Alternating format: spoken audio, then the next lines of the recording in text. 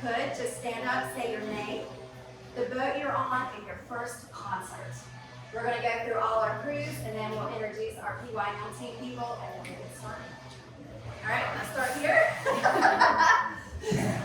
Good morning, everyone. My name is Stacy. I'm with Let's Play 2 with Kyle over here. And my first concert, I was 14. I actually saw Taking Back Sunday, kind of funny. But I went to a big music festival down Washington Ave in DC. I love going to concerts. I'm a big fan of music. And Awesome. happy to be here. Yay, thank you. All right, you guys.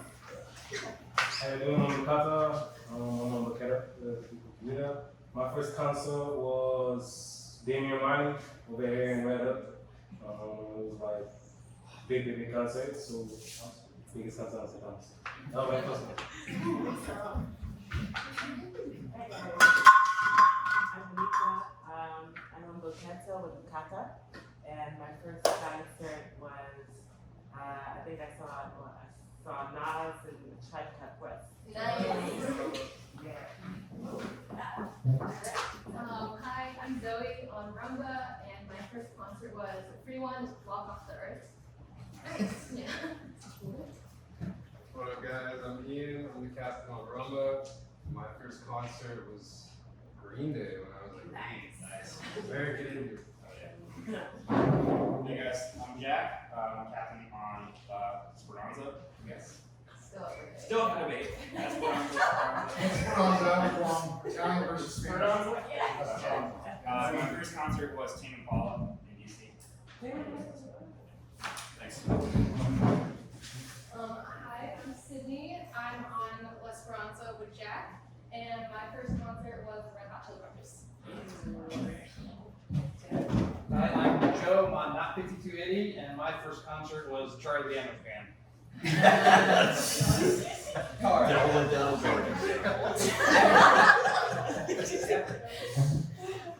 everybody. I'm Holly. I'm also not 5280, and my first concert was Dark Crux. All right, Carl. I'm Charles, captain of G3, been with PYM for 20 years. First concert was Phil Lesh and Friends. Tower Theater up in Derby. Hi, I'm Vicky. I'm also on G3 with Carl. My first concert, I think I was 7, it was the Beach Boys. Nice. I'm Emily. I'm a late patron, and my first concert was Modest Yacht. Yeah. My name is David, I'm a lady patron, and the first concert I saw was the B-52s. Oh, that's nice. Great. I'm Meg, everyone. I'm on Sailing Vessel Felicia. And my first concert, I was young. So Roy Orbison and Ray Charles. Yes. That's the winner so far. Hi, I'm Angela. I'm on Pelican, and my first concert was actually just this past year. I went and saw Patch Volcano. Nice. Oh, fantastic. Hey, I'm Casey, and I'm on Pelican. My first concert was Disturbed. I'm TC, I'm on Sailing Vessel Shangri-La, and my first concert was Kiss in 1976. Slide the date in there. Nice move. Everybody might as well just point it out. My name is Kyle. I'm the captain on Let's Play 2. My first concert was my brother played that harmonica piano thing in front of a crowd of about 100 people, and he wasn't very good at it because I think at the time he was like 12. But that was I'm Jason. I'm the chef on Ventana. My first concert was 50 Cent, Jay-Z, Busta Rhymes, and Fat Close second. Hi, my name is Roy. I'm on Blackbird 2, and my first concert was Van Halen. What's going on, everybody? I'm Tim. I'm the captain on Ventana. My first concert was Sticks and Peter Frampton. All right, very nice. Thank you guys. We'll go around the back of the room and we'll cover our PYM team members that are here today. Heidi, you want to start in the corner? And in the corner we have Heidi. Stand up. I also personally travel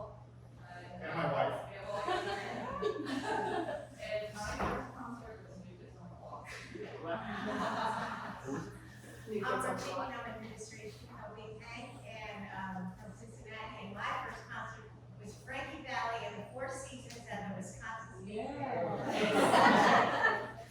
I'm Eric. I think I know everyone. My first concert was a weekend at the Gorge with Steve Miller Band the first night, and then Alternative Nation the second night, which was like Soul Asylum, Screaming Trees, and one other I can't remember. It was a long time. Screaming Trees. Good morning, I'm Steve. My first concert was Collective Soul in the 90s in Johannesburg, South Africa. Wow. I'm Marissa. My first concert was Kiss, and I was 8 a few years ago. Hi, my name is Cheryl, and my first concert was Donnie and Marie Osmond at the Houston Livestock Show at Rodeo. I would say. Hi, I'm Kitty, operations, and my first concert was, it was at Board as well, it was Bob Dylan, Jimmy Mitchell, and Vandals.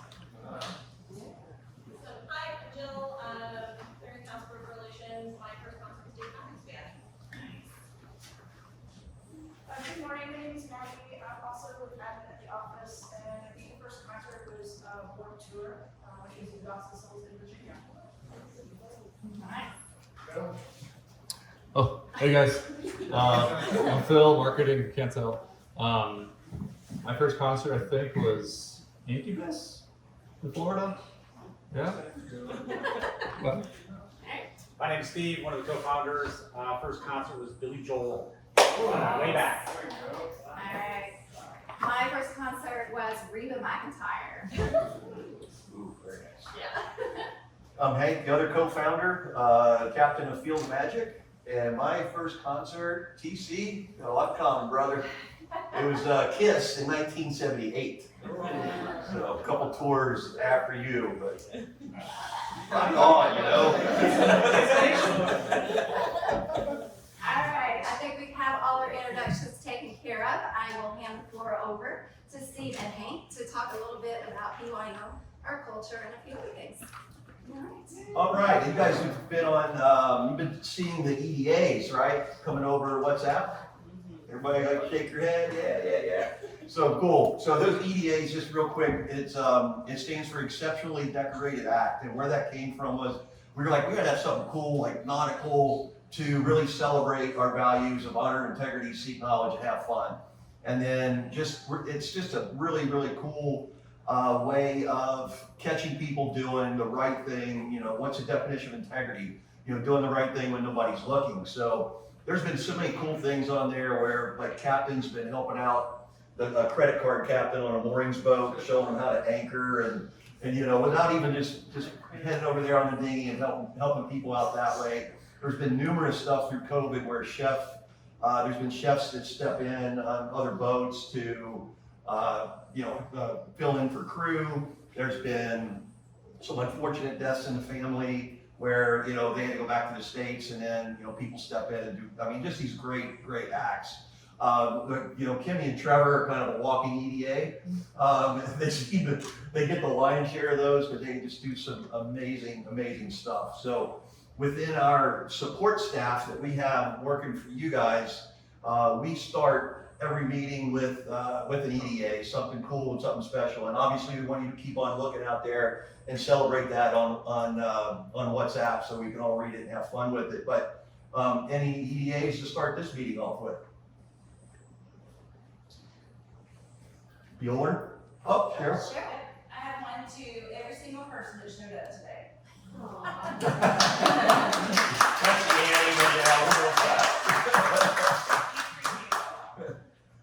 I'm not got one. And I think it's about Kyle, so Kyle went over and helped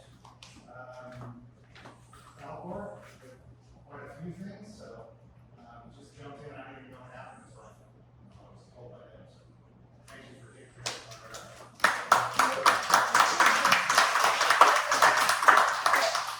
I've got one. All right. I have to extend a huge EDA to Benita and Bukata. Guys, This crew is helping us do our chef field trip tomorrow. Benita has helped me coordinate meeting a lot of good different farmers and just our trip coordination tomorrow. So huge thank you. Yeah. Yeah. One of our maintenance guys, Joe, if you haven't met Joe, you'll meet him in the next couple of weeks, but he's on vacation at the moment, and he took time out of his vacation to help the crew member walk through systems. I'm not quite sure who it was, but thank you, Joe. Thank you, Joe.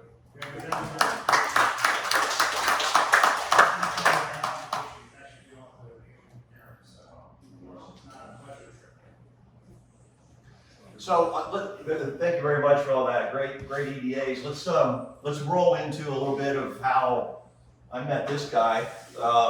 Been a quite the ride. Back in 2012, Steve was doing a little bit of cruising. I cashed out of the corporate world. I was with Red Robin Restaurants and in the hospitality business. I worked for Red Robin, I worked for Alice Cooper in a restaurant, and just did like 20 years of restaurant business. I was tired of kind of the corporate BS stuff, so sold my house, sold everything, bought a boat from Voyage, a bareboat called Feel the Magic, which I still have, and Brenda and I are on and live on most of the time. And yeah, I started doing like hardcore charters. I was doing 24-hour turns, doing everything that, you know, because I mean, I sold everything I had. I didn't have much money left, so I had to make do with what I had. So 22 charters. Steve and I met because it used to be two clearinghouses. It used to be the USPI clearinghouse, and then they had one small one and one huge one over in BDIN. And he and I met, and I was taken advantage of. You know, I didn't know what the hell I was doing. I knew the pointy end from the flat end of a boat, but I didn't know mechanically. I wasn't great. You know, Voyage, they were great selling me the boat, but after that, I was kind of on my own. And you know, we kind of learned the hard way that this is not an easy gig, and we didn't like the fact that there were a lot of companies out there taking advantage of owners and crew and everything like that. So I told Steve, we branched off and went to this other renegade clearinghouse that's out there. He was number 1, I was number 10, signed up with them, and it was a good idea at the time. He was doing some of the right things, but then the integrity went to crap. The accounting wasn't good. There was just all kinds of issues. So I kept on, you know, he and I were wrapped it up at Compass Point.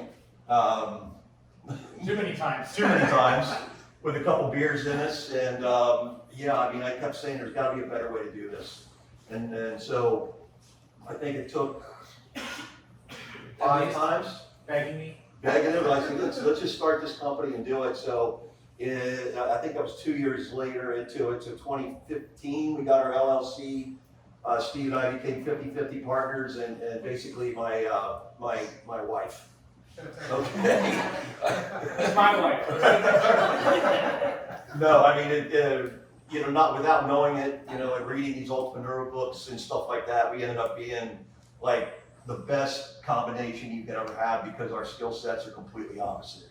He's like the Energizer Bunny, runs around operations, just doesn't stop, and it doesn't like talking in front of people, where I don't mind that at all. I come from that background in hospitality, and so all these books say, yeah, find a partner that's, you know, kind of completely opposite, but we cross like right there at the perfect spot. We're both captains, we both built boats, we love making people happy, and we love solving problems and seeing things really work. But emphasize the company, the foundation is honor, integrity, seek knowledge, and have fun.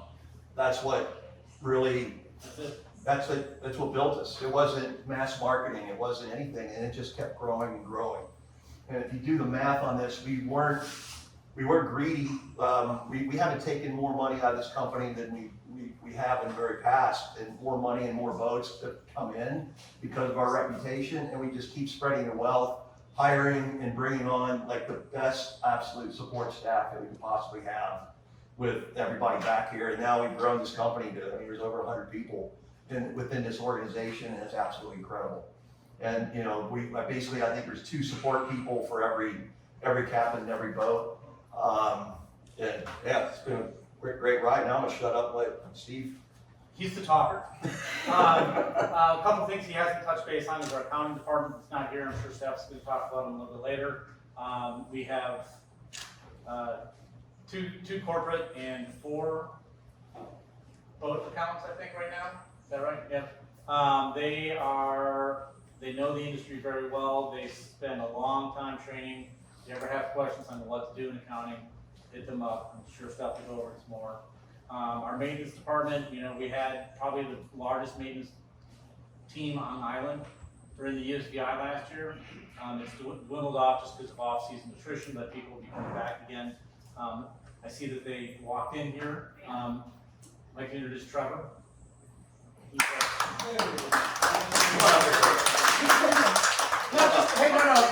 Name and first concert. Name my first concert? Your name and first concert. Oh, my name's Trevor Adley. First concert was Kiss in the Kingdom when I was. The 3 of us, me, you, and T-Steve.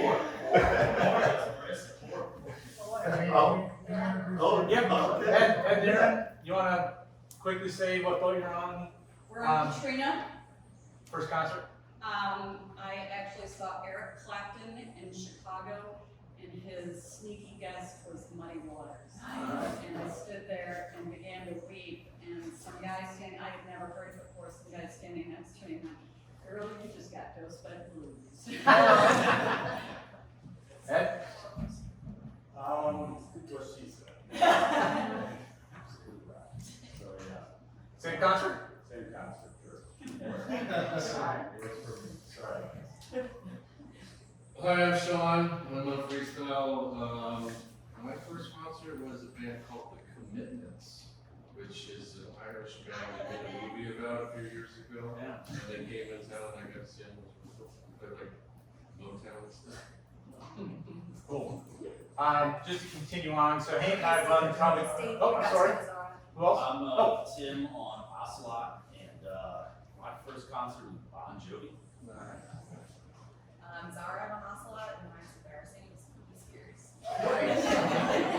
Not as cool as everyone else. So continuing on, I think between the 2 of us, 160, 180 charters. Hank's done more than I have. I had the year of never saying no.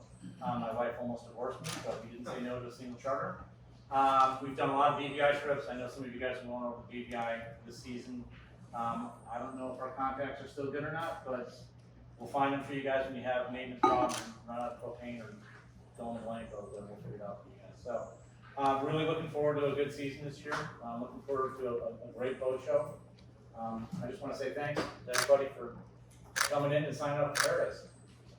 Yeah, and this is, we're Paradise Yacht Management, but that term management, I can't stand it because, I know the chatter on the dock sometimes, I don't work for a management company, they don't pay enough money, let's go private and you can, be better. We want to be this incredible company where you guys are compensated very, very fairly, where you have this support that is just unheard of if you had to do it on your own. And believe me, we had to do it on our own.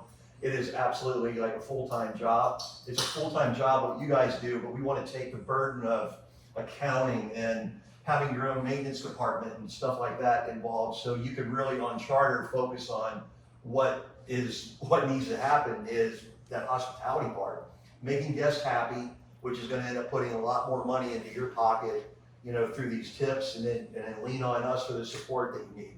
And then later on, after lunch, I'm going to tell a couple stories about some fun charters I've had in my past, and then we'll talk about more hospitality stuff, and then have a blast. So let's do that core value number 3. It's seek a lot of knowledge right now, and then number 4, let's have a lot of fun. All right. Cool. All right. All right, to get us kicked off on our seeking knowledge, I'm going to call Cheryl. And Marissa, were you helping, or is it just Cheryl? And Trevor, bring it on. We have a great staff behind me that is there to keep everything in order as best as they can with me messing it all up. But you all have a WhatsApp group that we use to communicate, and then we also have Service Fusion for submitting jobs. We're here for you in emergency, we're here for you, for questions, concerns, anything that relates to maintenance, that's what we do. Great. Thank you very much, Trevor. I appreciate it. All right, crew orientation for maintenance. All right, topics covered. Introduction to PYM maintenance, who we are, what we do.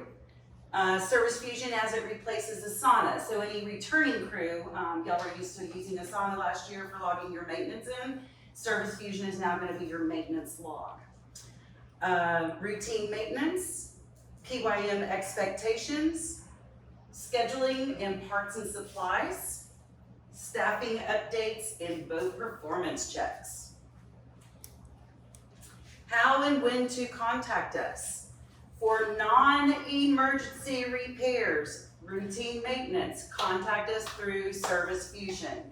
Guys, if y'all submit something in on a Friday night, it may be Monday morning before we see it. So that's why these are non-emergency repairs only. We'll get into a little bit more of the detail in that in a minute. And then, forgot that one. Emergency repairs, charter busters, you're stranded somewhere.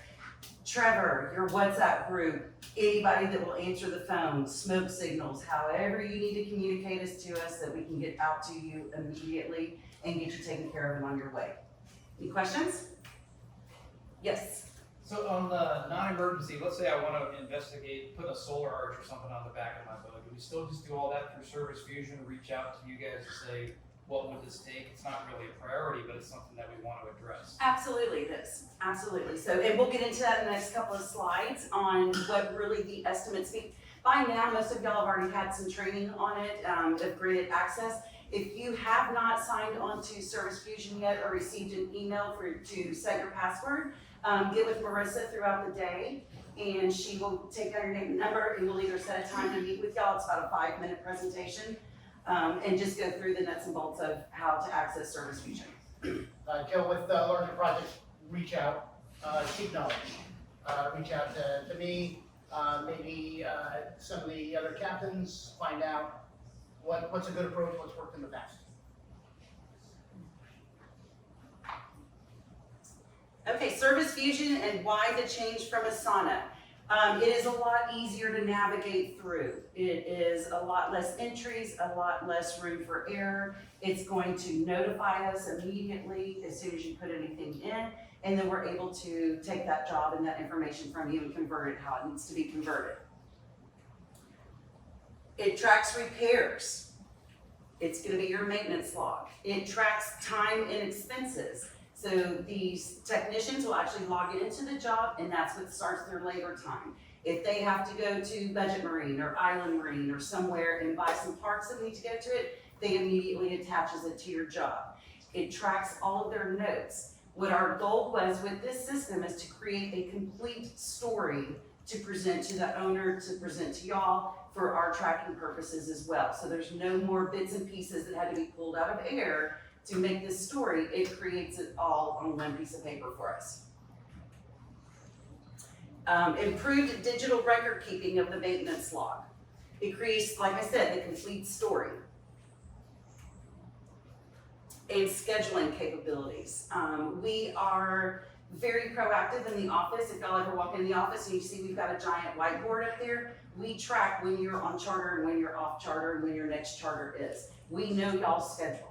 So we do everything we can with the information that y'all are gonna submit to us and try to work the best schedule possible for everybody. All right. Again, that's why this is non-emergency repairs only, because there could be a little bit of a lag time.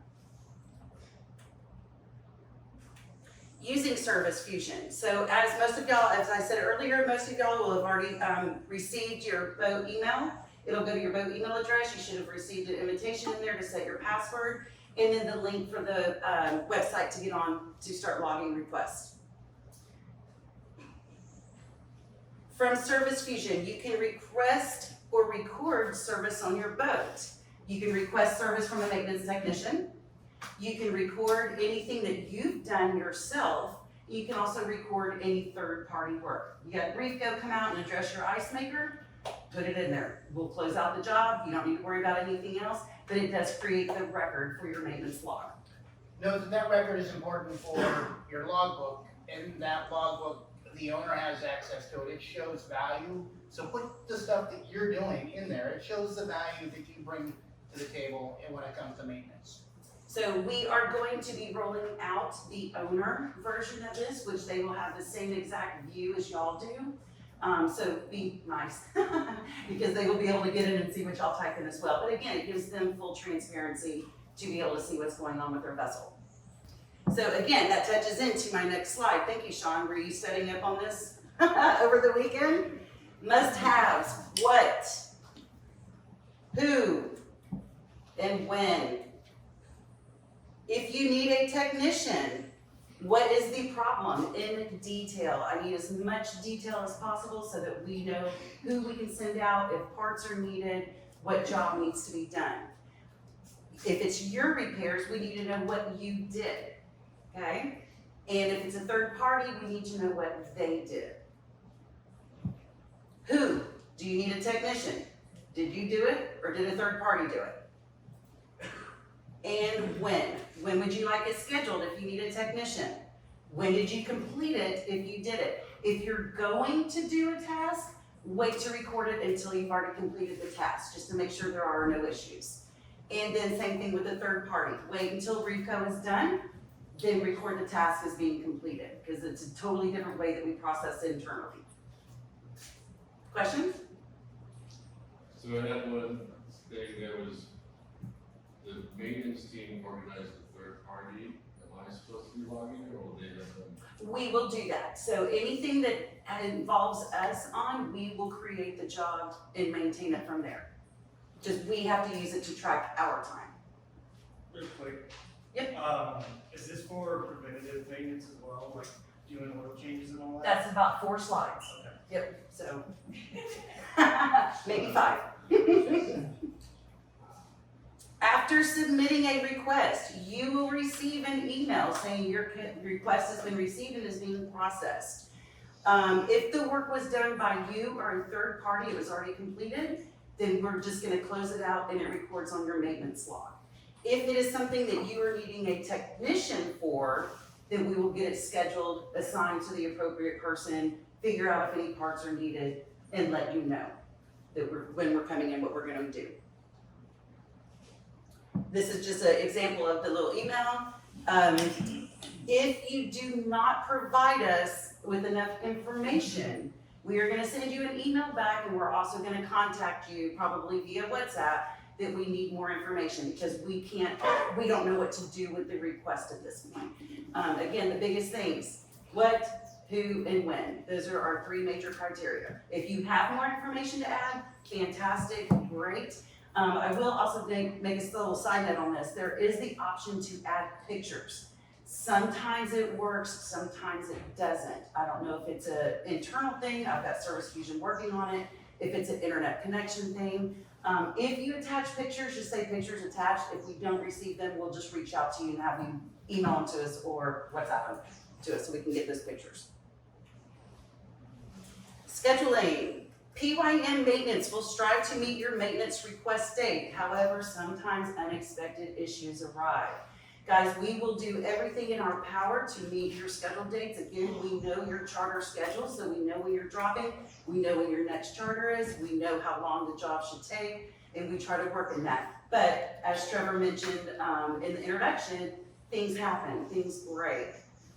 People go out on charter the next day and all of a sudden they don't have air conditioning, or they've got a clogged head, or whatever, and you need us to come out. So there are gonna be some adjustments. As soon as we know this, we will alert y'all and let you know. So we're not just sitting around. Charters are 7 days a week, so is maintenance. I know that Steph and Steve don't like to hear that, but we're there. We're gonna do what we can to make sure your boat is ready for charter, comfortable, and taken care of. That's our number 1 goal. As y'all know, anybody that's done any ordering over the past 12 to 18 months, y'all see the supply chain issues. It is not different for the marine industry. A lot of the parts that we have to get have to come from Europe. We have to get creative on how we get a lot of these parts from Europe. Even some of the stateside parts, you know, they don't have them in stock. They've got to get them from Europe, then to the States, and then to us. So there are some supply chain issues. That would be another reason for a delay, is if the part just has not come in yet.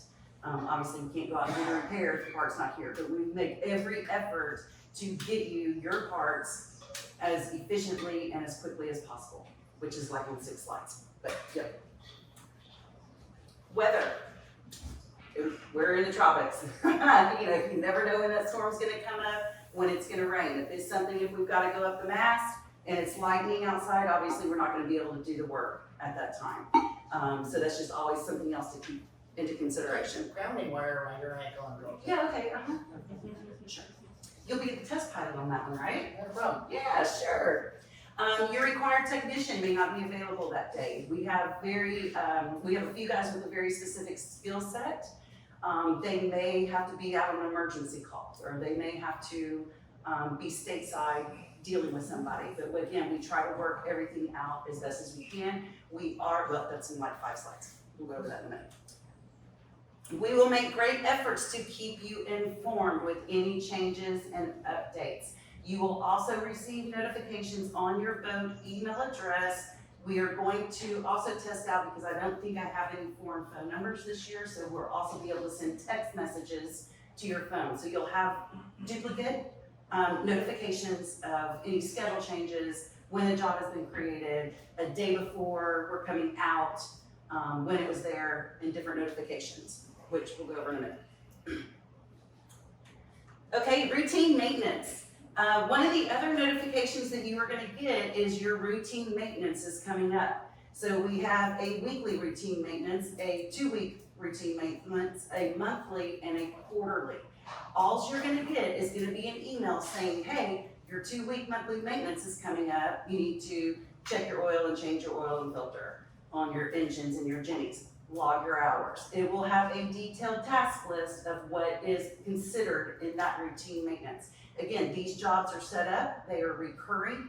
You'll get notified that it's coming up. If you're on charter, don't worry about it if you can't get to it until you drop or whatever. You know, that's totally fine. It does not have to be done necessarily on the day that you're gonna get the notification, but it just is a reminder to you that it is coming up, ding, ding, ding, and it needs to be addressed. Once you have completed one of your routine maintenance requests, just send us a little email, WhatsApp, whatever, hey, I did it, it's done, engine hours, generator hours, boom. We mark it completed, it goes on your maintenance log. And again, this is the maintenance log. So it's showing everything that's been done on that boat. So this will be an example of the email that you will get. Good day, your 200-hour routine maintenance is ready, and it will list up engines, oil, oh, sorry, you can't see my finger. Engine oil and filter change, generator oil and filter change, log hours. And that's just the quick little snippet that you will get. Obviously, you're on the boat every day. You're going to be doing things as you go along as well, but these are just, again, as your reminders. Routine maintenance and minor repairs. As a PYM crew member, you are expected to stay on top of your routine maintenance and do any minor repairs yourself. Obviously, we've got a maintenance team here that can help you. If you do need assistance or need tutorials on how to do something, somebody to help walk you through it, pick up the phone, call us, we'll be glad to walk you through it. Not me, but Trevor or somebody else in the maintenance team. So I would tell you to go to, Jiffy Lube or whatever to get your oil changed. That would be my answer. So, but we would be able to help you, again, walk you through it. If you've never done it before and it's something you want to get hands-on experience, absolutely, we will send a tech out to assist you with this, show you, make sure you've got the right parts, and do all that. Everybody has a different skill set. Some people can't change their own oil. Let's teach you.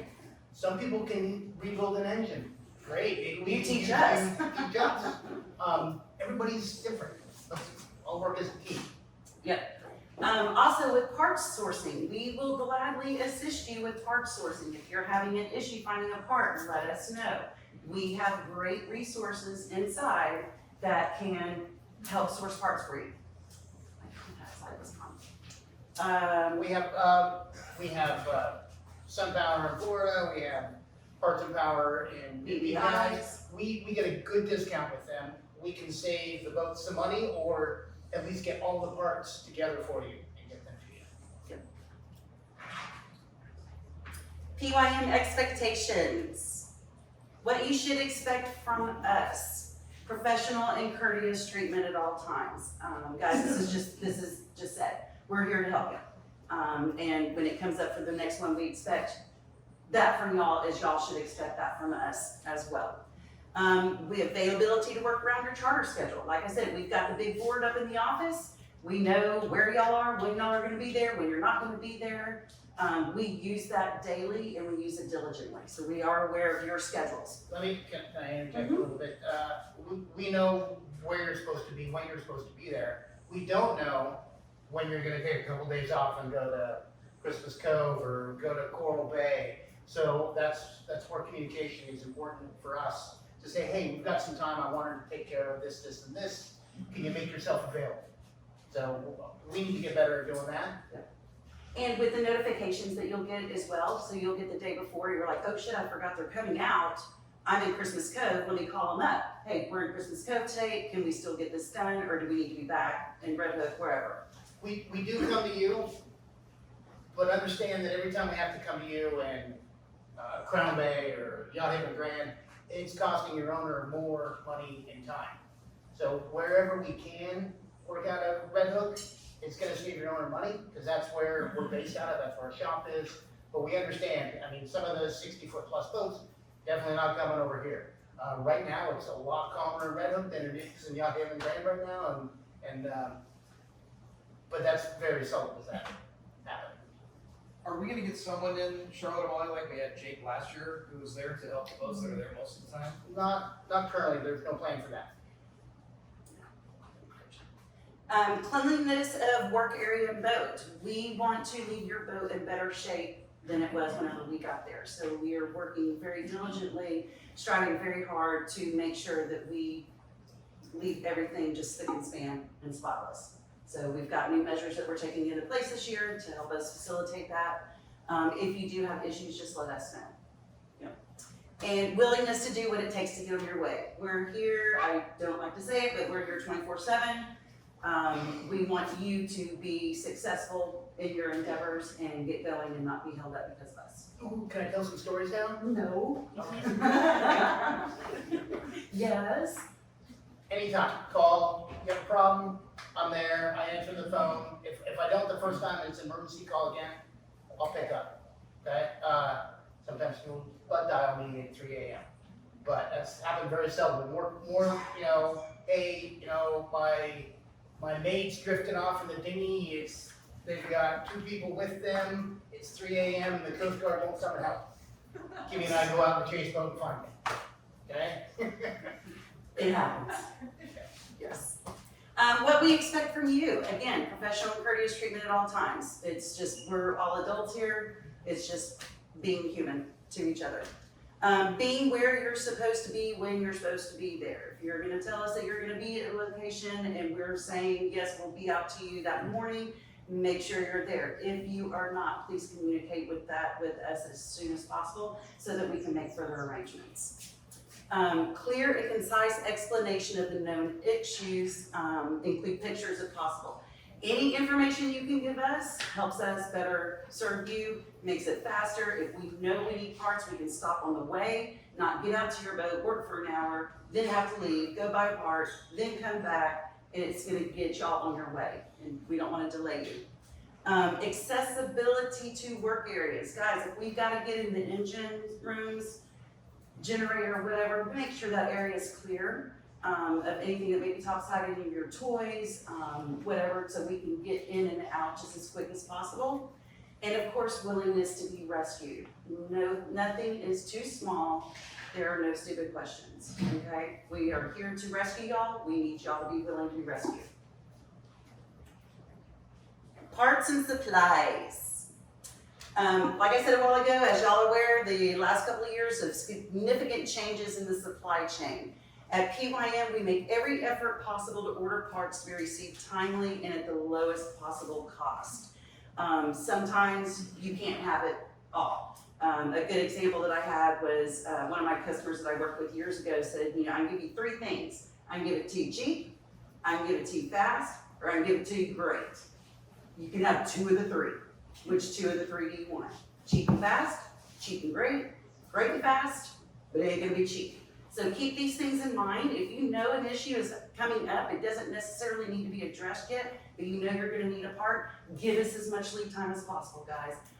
We've reorganized our shelves in the shop over the off season, so everybody has a dedicated spot for your parts whenever they come in and go out, so that they're not getting rob Peter to pay Paul and everywhere else. You have a designated spot in the shop that we will keep parts for your vessel. Also, you should have some backups on your boat. You should have oil filters. You should have belts. Have a macerator. And have things like that on your boat that are ready to go when you need it. A water pump, raw water pump, things like that go out. You want to have them. And again, if you need help sourcing, let us know. We'll get you in touch with the right person. So, inventory. So we have increased our inventory, so we are working on it over the next couple of months and gonna make sure that we do have on hand the most common items that are needed, as long as y'all's backups as well. But we will always have some spare parts, or at least attempt to, for most things, a few things. Yeah, it's that word. Domestic special order. We have started developing a lot of preferential treatment from some of our suppliers. So we are able to get more discounts now. So if it is something you think that we could order for y'all and get in for y'all, let us know, because we will pass those savings along. Okay?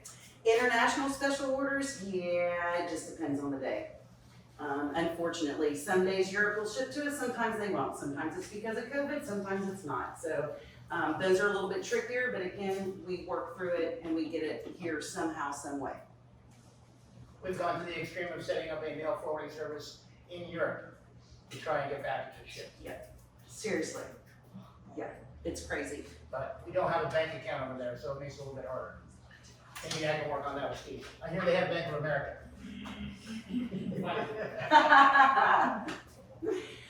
Staffing updates. So we have, for all of y'all that know Easton Mike, that were here with us last year, y'all met him up in the office. We are now introducing him into the position of inventory and logistics specialist. So he is really going to be focused and concentrating on making sure that we have the right parts for the right vessels here. We can get them ordered. You know, I walked into the parts position last year not knowing a damn thing about boats. And it is very confusing because every single boat is different. And even though they may be identical on the outside, they are not identical on the inside. So it's very strenuous, very confusing sometimes when somebody doesn't know parts. Fortunately, Easton Mike does. He's also in charge of coordinating any shipping. So if y'all have big purchases that need to be shipped via St. Thomas Cargo, Rock City Cargo, whatever, in customs clearance, let us know. There are very specific requirements that we have to submit to get those items cleared out of customs. So if y'all are shipping stuff like that, please let us know. Please send us the invoice so that we can make sure we have all the paperwork and it's not just stuck in nowhere land down somewhere in subbase. Also, we put them in a small room with no windows, very tight. Please be patient with him. He's good. Service Fusion. We have hired Marissa. So she has been with us now almost 2 months. Fantastic. And she is going to take over the day-to-day operations of Service Fusion. So when you are submitting in your estimates and your service requests, she is going to be the one converting. Like myself, she doesn't know just a whole lot about maintenance and boats and parts and things like that. So any information, extra information, be as detailed as possible, helps us help you. What's a macerator? I would have to bring that up. It was And then of course we got Trevor in with Easton Mike's assistants. Will also be assigning the right tech to the right job and making sure you're scheduled properly. Questions?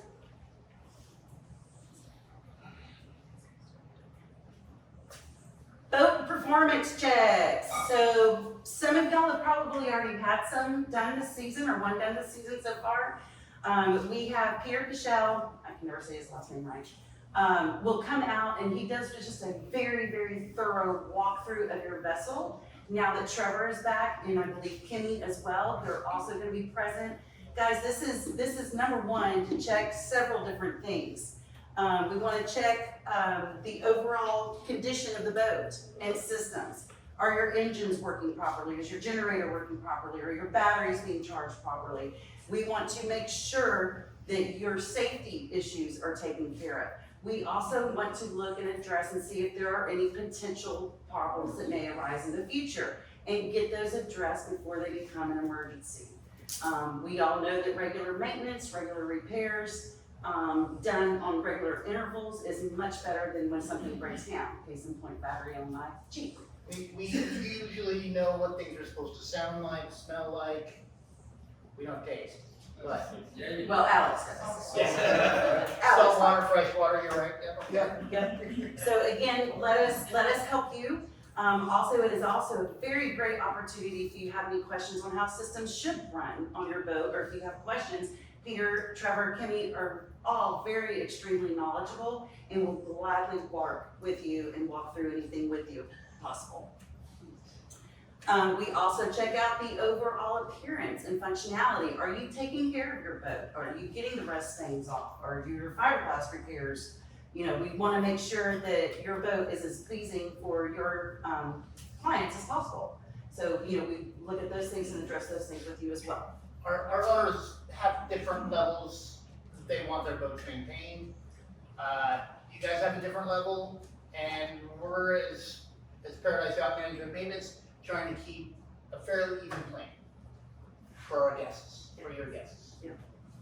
Happy guests, happy tips, right? Yep. Okay, so in review, Service Fusion, when do we use it? Fantastic. What do we do if it's an emergency?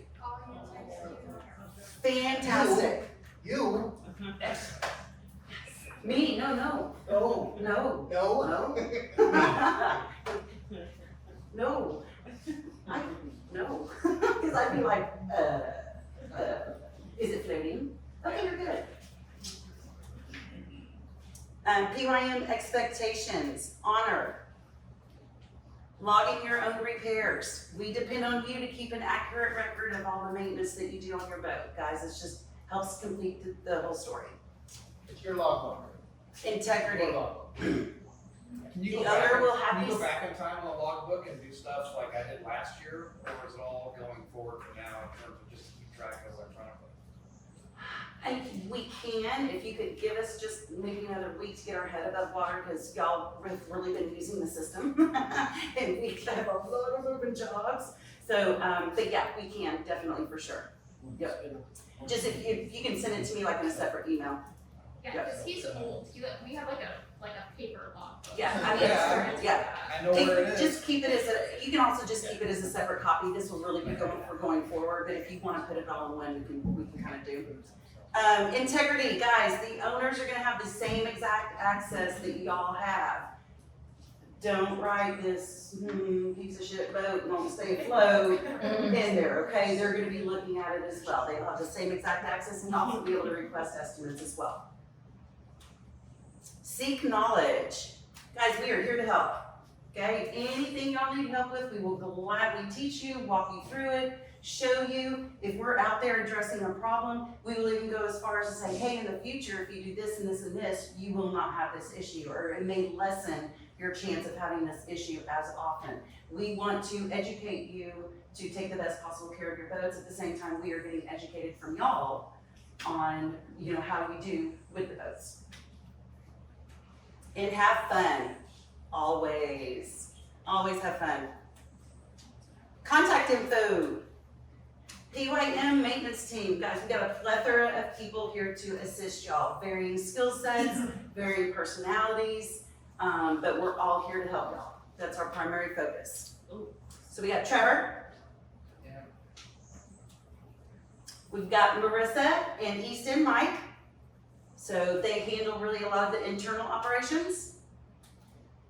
And then myself, I don't know what I do. So I do what needs to get done on this. But anyways, guys, we're all here to help you. Write down phone numbers, email addresses. This will also be on cruise quarters, I'm sure, for y'all for future reference as well. But anyways, you call anybody in the office, we will point you in the right direction. Absolutely.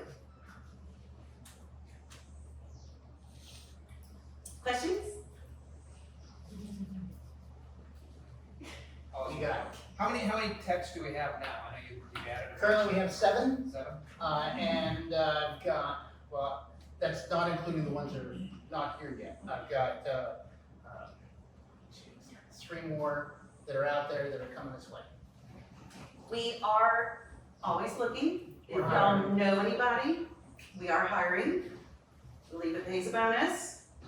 Send people our way if you know of anybody. Yeah. Please. Yes, Is the Santa like done, or? just for maintenance. So the list of our charters upcoming and like our pre-charter checklist is still all gonna be on there? The Yeah. stuff I use the Santa for? Yes, yeah. As far as maintenance logs go, everything needs to go in through Service Fusion now. And again, guys, if y'all haven't received your emails yet, if y'all haven't been set up or you haven't been trained on it, find Marissa throughout the day. She will be scheduled. Do just a brief, like I said, it's 5-minute presentation, super, super easy for the guys that have used it. Easy? Yeah. Yeah? All right, fantastic. Anything else? Great, thank you guys.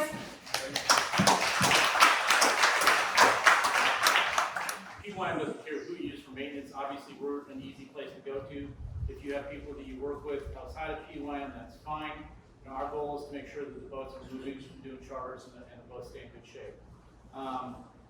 That being said, we also have our guys who go out and work on boats. Sometimes they are there to do a job and it takes them 2 minutes, and it should take them 3 hours. Sometimes they go out there and it takes them, 6 hours, and it should take 30 minutes, right? So what we want our captains to do is to be the voice of that owner. So if you have 8 PYM maintenance guys on the boat and they're like twiddling their thumbs and they're doing whatever, in the back of your mind you're going, am I paying 8 hours for every hour here? This is not right for them to change a filter or something like that. Let me know, because you guys are representing the owner on that boat. If there's a problem with maintenance, whether it's the quality of work done, the time that you think was done out there, etc., just let me know so I can be that go-between and go to these guys and go, okay, it took 14 hours to change the oil on the engine. I don't think so, right? So, speak up. You are representing the owner of the boat for that. So, that being said, Mr. TC, I have a pet here in my hand for you for being that man last year. Thank you very much for leading the charge and voicing out and representing your owner in a fantastic way. Thank you.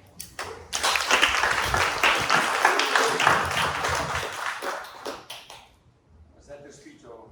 That's it. Can I ask a question there? Yeah. Can you maybe just explain to everybody what's happened with maintenance in the last 24 months from where we were? Yeah, to where we so our maintenance department was the maintenance of Trevor and maybe 1 or 2 other people, including myself and Hank. And let's just say this is pre-COVID. Our main goal was just making sure that boats didn't miss charters. So it was a lot of last-minute emergency work, phone calls, talk to people through how to fix something, etc.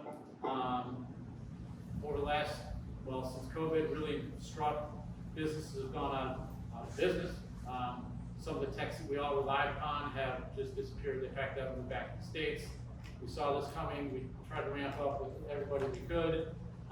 So in the last 12, 24 months, we have literally gone up from a couple people that all we did was answer phone calls and try and save charters to an overwhelming staff of somewhere between 10 and 17 people, including office personnel. It's something I never wanted to get into the maintenance repair business. I saw it in Multitech. Hank saw it in Multitech, and we were co-owners of that company. And we got out of it for a week because it's a pain in the ass. But when there's nobody else on the island to do it, and that's one of the companies that shut down, when nobody else is on the island to help out our boats, our owners are looking at us going, well, you manage the boats, manage the maintenance. Okay, so that's where we are right now. We've had some struggles the last 12 months, some growing pains. I mean, literally this time last year, 11 months ago, we had what, 5 techs? 4 techs, 5 techs. And now we've got 7 plus staff of 3 plus 3 more come plus, you know, if I could hire 10 more, we'd do it tomorrow, as long as they're quality people. So,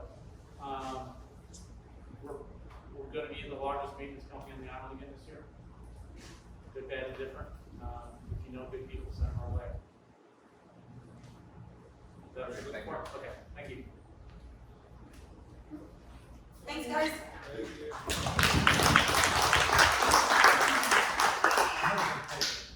I'm like, All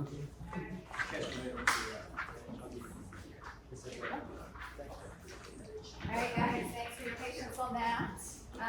We're gonna have Kimmy come up and go over compliance. Once she completes, everything she has to talk about, we'll do a quick little bathroom break, okay? Grab some snacks and beverages.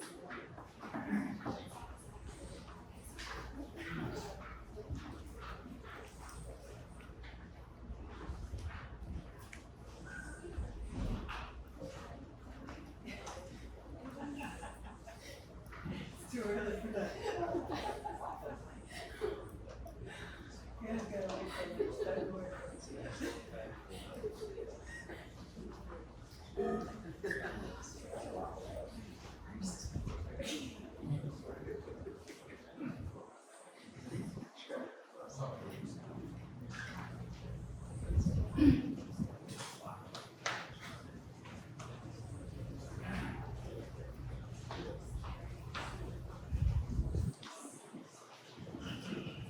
Sorry guys, I have an apple over it. So, I know most of you guys know me, and you guys know this. So this is that's my stuff. I mainly do a lot of the compliance work, so I want to make sure that all of your vessel, your captain's license, if you're doing diving, any of that stuff is legit.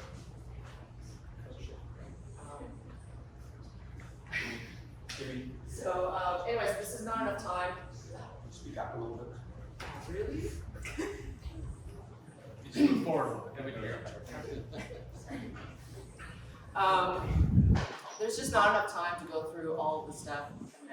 There's inspections and, you know, checklists, and blah, blah, blah. This is just gonna give you guys just an introduction for at least the folks that just don't even know what the USVI, be compliant in USVI waters. Yes, we're gonna touch a little bit on the BBIs. It's still a learning curve there right now. Anyways, that's just kind of a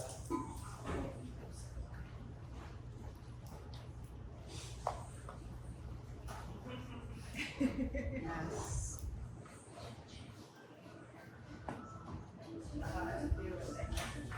This is not.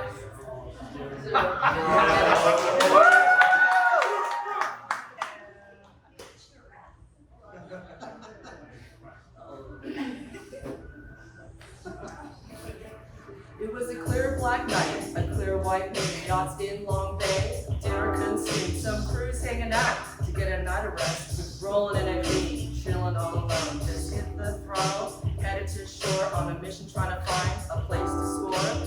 Seeing the Coast Guard, ain't no tweak. I don't think they're out for me, no need to freak. But they took a left, right behind me. Their lights are on, so I can't flee. I stopped the tender and said, what's up? They cited me to follow, so oh, I'm stuck. I don't have lights, I'm going fast. I fail to have oars or life jackets on bigger, better things than my tender.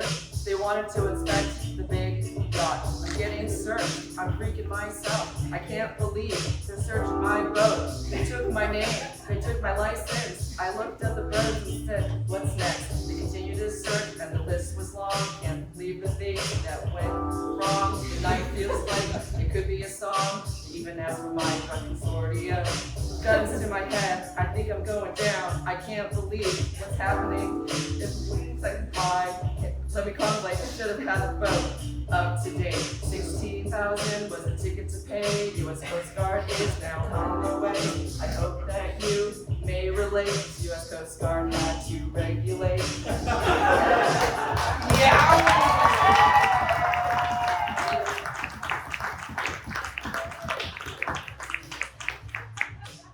Still with me. It's 4 minutes of your life.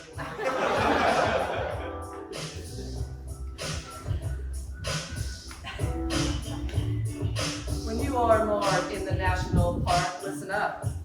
I have to remark, if you want peace, sit back and observe. It's best to preserve and conserve. Now there are rules, and that's a known fact. They're in place to reduce our impact. Back up, turn it on. NPS and hosts, watching St. John. Just as you think, there are no beach fires, no live bands or loud music. Don't leave trash and take it with you, and be sure to watch swim areas. One of the rules is no fishing and no underwater lights. No need to pay. That's not very nice. I got a boat full of gas and it's gonna be real swell. The next stop is Crusade. Hey, stage. Yeah! One more verse.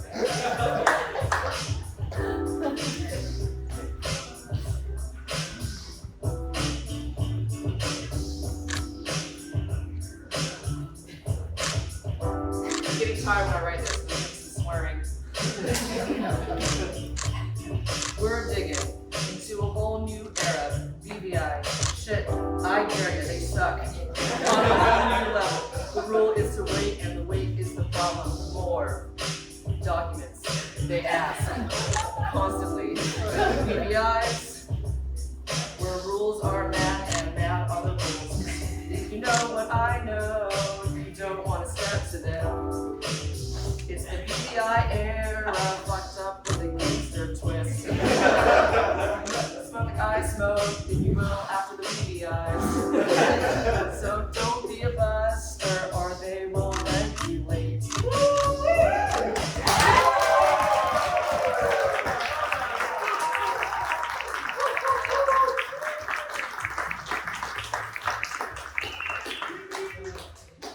Yeah, who's following Timmy? Can we put community shows on the road?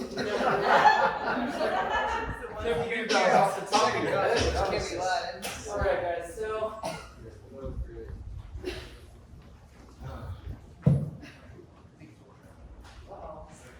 Uh-oh.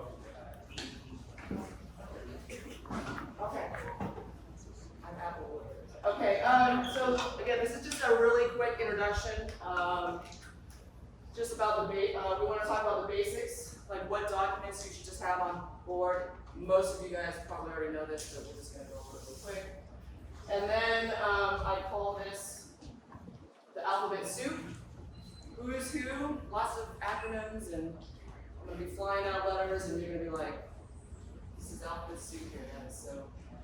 The small commercial vessel, which is SCV, aka the U.S. Virgin Islands, is the CBLA.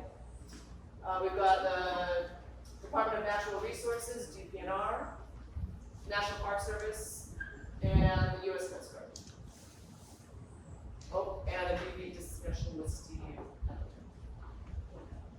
So really quick, there's lots of authorities. There's not just USVI, CBI, US Coast Guard, DPNR. There's lots of terms that kind of get thrown around. So I just wanted to reiterate some certain things. All of our vessels here are technically under the US Coast Guard uninspected vessels.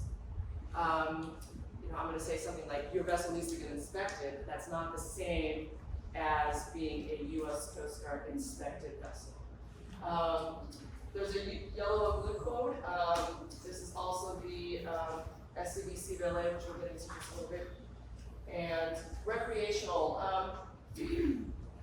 Recreational is also a U.S. Coast Guard endorsement. You are all recreational. This is different than commercial. So there is a U.S. Coast Guard commercial endorsement. That is not you. However, DPNR, which is the local authority here, you are a commercial vessel. And when you get to the BBIs and we start talking about what's necessary for there, you are also operating in these waters as a commercial vessel. That is, think about the U.S. Virgin Islands as like a state, Vermont or Virginia or wherever. We have to register your vessel just like a car would, right? If it's going to stay longer in that state or in these waters. The other one, really quick, sometimes we talk about moorings and stickers. I'll show you in a minute. The National Park System has also a sticker to use their moorings. We don't have those. What we do have is DPNR's multi-mooring sticker, which allows you to moor in the U.S. Virgin Islands, and we've already done applications, so you don't have to worry about that. There's also another little sticker that's going to be displayed on your vessel when that happens. Kimmy, that's just for the PYM mooring balls. I'm sorry, yes, thank you. Just for the PYM mooring balls. So the, is it correct that I'm saying that all the mooring balls are Y-fixed? Is that right? I'm sorry, on St. Thomas, right, so there's the National Park mooring balls, but I'm trying to say that we don't have that sticker. So that's worth clarifying, so, because we've looked into that, being like the national park, so technically, like in honeymoon, you can't use those like commercial balls. That The are blue up ones? front. Yeah, because we don't have those stickers. Correct. So that's just like, wow.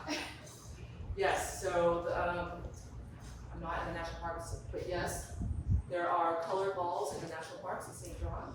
There's white ones that are, is between, I don't know, small and less than 60 feet. There are purple mooring balls that are for over 60 feet, or 60 feet. 60 to 100. Is it 100? I think so. But anyway, and then there's blue balls, I did say that. There's blue balls that are for these mooring, for these national parks. It's like a sticker and a pass. And to get them, I won't go into why we don't have them, but we don't have them, and those blue balls are not yours. Yeah. So just to clarify, to help me understand, we are allowed to use white or purple and side. Correct. Okay. Yeah. And really, yeah. It may not. Yes, it's in the national parks. You can sit on a purple on a pinch, but don't. If somebody over 60 comes, they have us said like, but you gotta move. So somebody over 60. Right. And that's just etiquette. Scott? I know that all of the mooring balls in Red Hook are as strong as can be, but do you guys know the last time you checked the one in Charlotte? Yeah, it was. And I know that the other one doesn't have the ball on it right now as well, but, Yeah, so, October 20th, cannot find the other one down in Charlotte. Who's he? Don't need to dive. Oh, don't need to dive. Anybody knows that around here is skinny dude, smokes like a chimney, down in Grande, in Charlotte. Don't need to dive. Can't find it, like the ground tackle is gone, or just the mooring ball? The ball is gone. He's told me he's swam around and looked for it down there at the camp. is there a prize if we find it? Yes. Yes, then we'll have our second mooring ball down there. That's the prize. I want the credit, I want the credit, that's fine.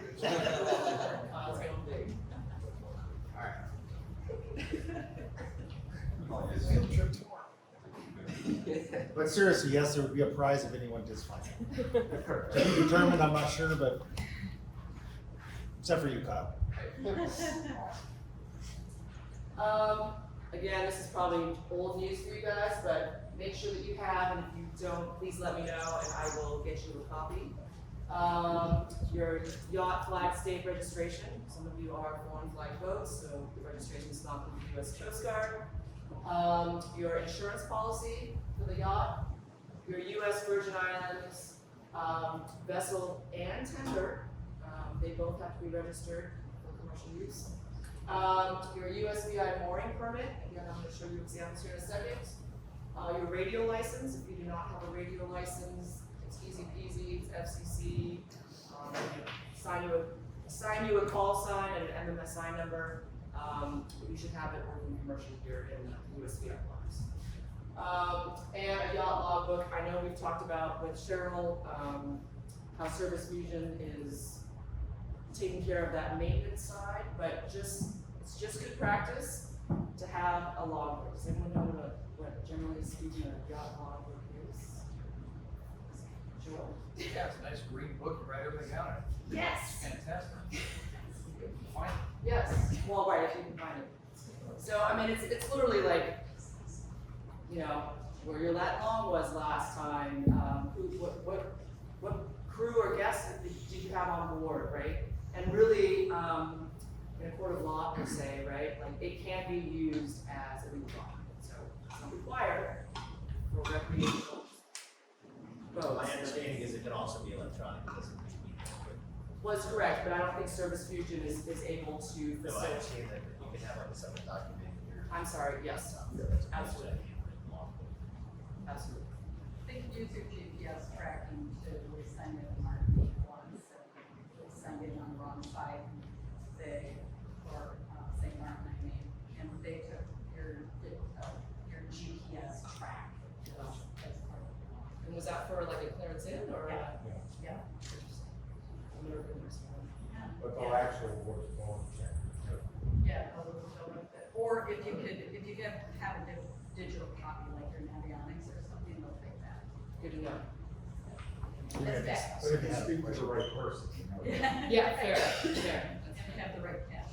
Yep. Yes, Lou. I was just wondering, do we put maintenance stuff in that logbook too, or are we doing those two separate? Well, so definitely it's Service Fusion for the maintenance stuff, but this logbook that I'm talking about is just, it's just a best practices, right? When you're on a boat and CYA. just Cover your cover your ass. Okay. Just in case there was an event, do you know what I mean, or whatever, you can, those things like that. So Kimmy, you like- already said shit and fuck, you can say else. Okay, so we don't put maintenance stuff in that logbook. You don't have For to. legal reasons, we put it into the website now. Yeah, again, the logbook that I'm speaking of here is just more or less just best practices. I have on my boat, I have one, every time I leave port, I write down the lat long, I write down the weather, do you know what I mean? What time, what's the, you know, barometer pressure, blah, blah, blah, blah, blah. Just, and I do it every, 6 hours, right, we're under passage. Yeah. So I just know in case all my electronics go down or whatever. I like in my passage during it's all been in the notebook, so I was just Ah. clarifying, yeah, Up to you. yeah, okay. Obviously your captain's license and your SCCW certificates, and then proof of membership of your drone consortium. So I know I just did a really silly make a fool of myself thing formats, but actually that is semi-true story from a season and a half ago. There's always two sides of the story, but I guess the captain, I heard it, got pulled over in his dinghy from the US Coast Guard. They didn't like, I guess, either what he responded with or said, or maybe he was just a dick or something, I don't know. And then they were like, oh, screw that, I'm going to the big boat. Let's see what's up there, right? They boarded his boat, and they didn't like, I guess, or whatever they were seeing, and they went all their way down and asked to see their proof of a membership consortium for his captain's license. So obviously someone pissed off somebody, right? It wasn't one of our boats. No, it wasn't. No, it wasn't. This was just like, but anyways, just it's you need it. You should just have it. And that's both captain and chef that should do that. Yes. Yes. All right. So let's start our alphabet soup. Small commercial vessel, the SCV, and the commercial vessel licensing authority, which is the CVLA. What is it? Who needs it? And how do I get it? Just a little history lesson. This CVLA is, the CVLA is a blue and yellow code. I don't know if you've ever heard of that, but it is a MCA UK safety. Did I just say a bunch of like? Your alphabet souping Yeah, super hard. I'm alphabet souping you guys. Basically, it's just a safety inspection that's internationally, IMO kind of. It's recognized internationally for like a safety inspection. 2020, the U.S. Virgin Islands amended I think it's like the Howard something Act and the Marine, something. It basically said, if you want to charter in the U.S. Virgin Islands and you carry more than 6 passengers, so 6 packs, you're cool, right? Not 6 packs, you're not cool now. You gotta go through this inspection. So most of you guys are over six packs, and we will be going through this inspection together. Brand new law, and if this is literally only, the safety inspection is only valid in USVI waters. Nobody in the States, nobody else anywhere is gonna, if you say CBLA, they're gonna like look at you cross the line, so. And is this annual? Yep, so do we We get have it? a list from last year, so we just go through that, we'll know what. Exactly, and I'll most likely be on board for y'all's first inspection. So how do I get it? You're looping me right in there. Thanks, love.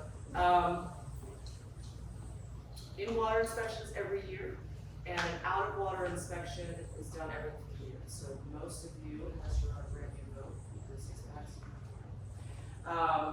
you're already in the process, right? Like you guys are new crew, right? But the vessel, right, is already started this process back in 2020, right? So most likely you've already had your out of water. We just now need to do the in water this year. And there is a checklist which I'll be handing out to you what that looks like, just for everyone's notice. Life jackets. It's pretty extensive actually, to be honest with you. Your dinghy also has to have life jackets, has to have a flare in it, things like that. So, but it's just safety equipment for this in-water inspections. Short introduction. Okay, more alphabet soup. This is the Department of Planning and Natural Resources, DPNR. They are authorities basically for all U.S. waters minus the national park system. Does that make sense? Basically what happens is we go through a lot of paperwork and we get these little stickers. One's for your boat, one's for your vessel, and this is your mooring permit. So basically, the green is here, and these should be displayed on your port forward hull. Port forward hull. You'll see, you can't see, but there is actually a number here. This one's VI 6901TC.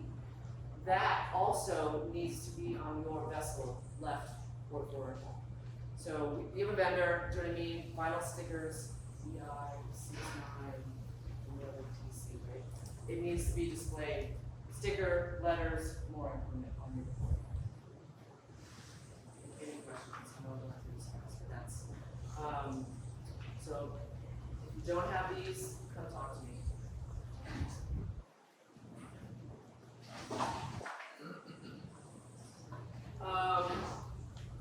So DPNR enforces anchoring and moorings, right? So hence the mooring permit. I'm on camera, so I'm gonna say this hopefully politically correct. Do you want to pause the video? Technically, if you want to anchor, you are supposed to get an anchoring permit. There is a short term and a long term. And this got put in place for COVID because people in droves came here and DPNR and USVI were like, and was like, who's in our bays? Who's here? We don't know what's going on. And so they said, oh, well, let's ask them to, get a mooring permit or an anchoring permit. We don't have an anchoring permit. We're still in discussions with DPNR. Right, but technically, we're supposed to have an anchoring permit, even in Long Bay, right? Even in Megan's, all this stuff. I mean, moorings are fine on our moorings all year. Just a heads up. They have enforced. I heard once, TC, I think that was you in Megan's last year. No? In Megan's Bay, DPNR like rolled up. They were all kind of anchored in Megan's Bay where they usually are. Everyone had a lift anchor and wooden wheels. So, it Let doesn't me have. just chime in real quick. So between the anchoring and the mooring thing, the law was written very poorly. So I can make a legitimate argument that says, I have a mooring permit. This is my permanent place where I hang out. I'm just out for the day over in Megan's Bay, Charlotte Molly, wherever, right? So that's your argument. If it'll never come up, should never come up for anybody in here. But if it does, I have a permanent mooring that is located in Red Hook. Yep. So we lived down here on our boat for the past 4 years, and the way we applied for a mooring ball, it takes forever, and you have to, they have to approve your GPS location. It goes on forever. What we wound up hearing from the offices directly is you've got 2 weeks, 14 days to be on anchor, and after that, so if somebody's coming over without a permit, you've got 14 days. If you go beyond 14 days, then you have to have a permit. So what we did for Long Bay is we just, put a permit in for anchoring every month, and you go up to the offices. You don't have to do anything. Okay. Just your mooring permit has you covered. If somebody comes over and hassle, you don't have it on your hull, just come out with your mooring thing, go, hey, I've got a permanent mooring in Red Hook. That should be the end. All right, so don't go up to the office. No. Okay. And again, we're in discussions with them, because we were just, it's a lot of money. It's a lot. I think this was just to show you that there's designated bays at DPNR, it's like when you're on charter and whatnot, there's certain bays that you can only stay for 4 nights, and you have to report that you're there, and then report when you leave. I don't think in practice that actually happens, but just, we're all owning our own stuff, you know what I mean? Just do some research and find out where those are, and just be abreast of what those are.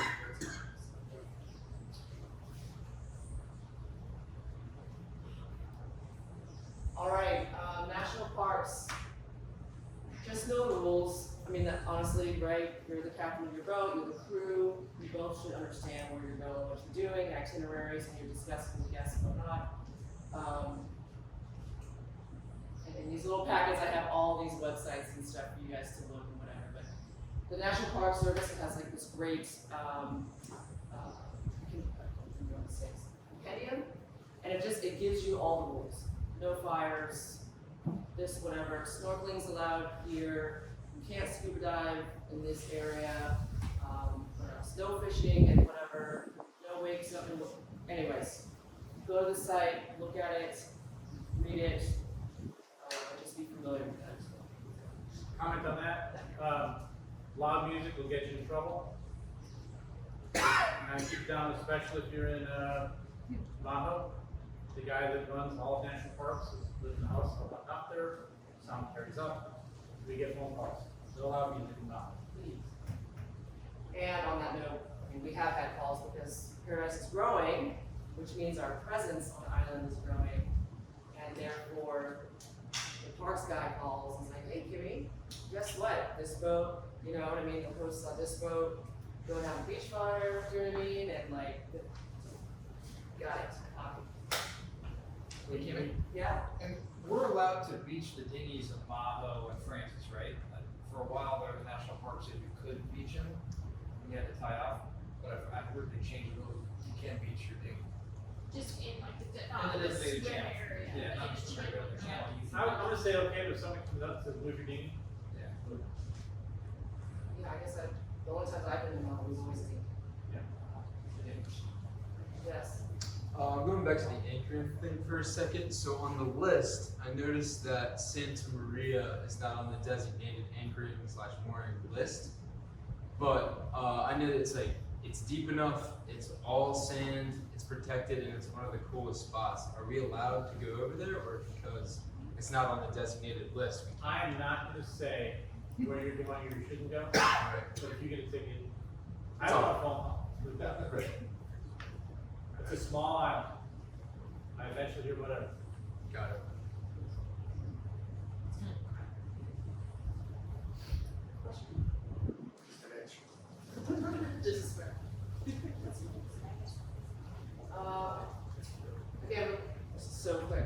also this really awesome interactive map, websites on this little list that I'll be handing out, that it shows you click, anchoring, moorings, you know what I mean, and it'll literally just isolate the information that you want it to show.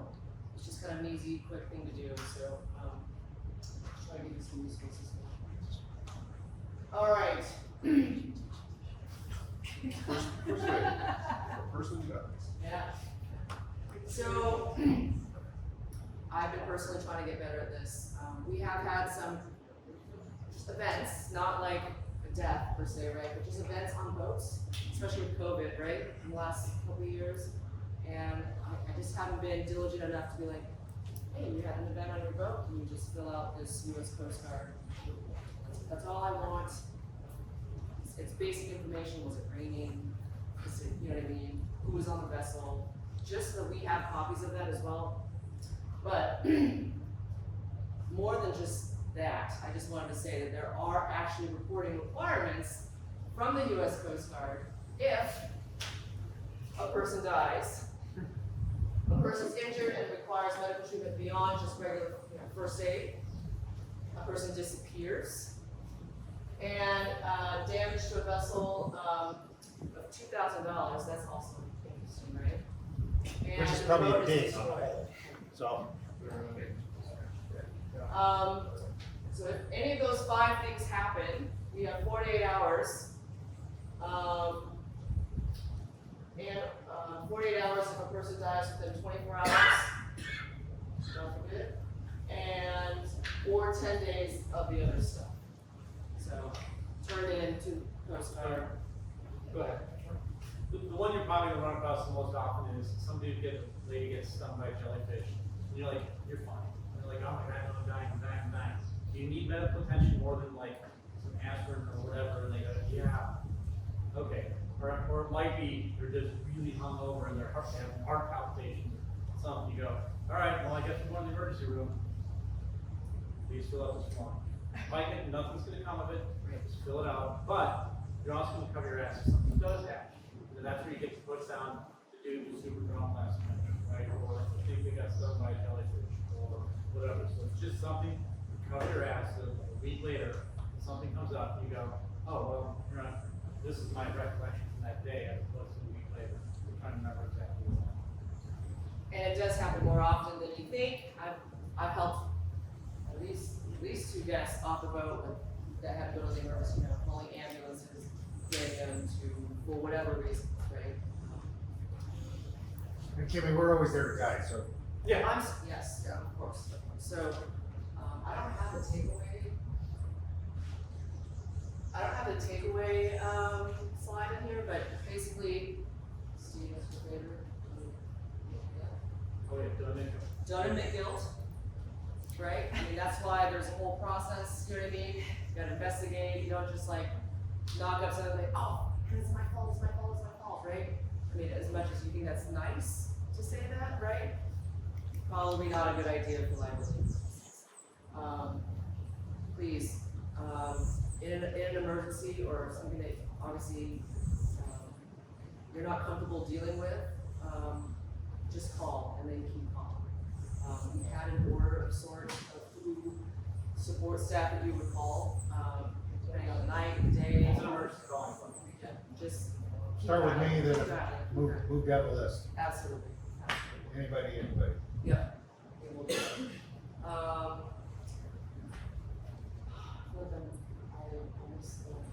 There's this ton we miss because the rules change. They don't change, but they change the way they enforce them, especially for you guys going over the BVI. It's just a different world over there.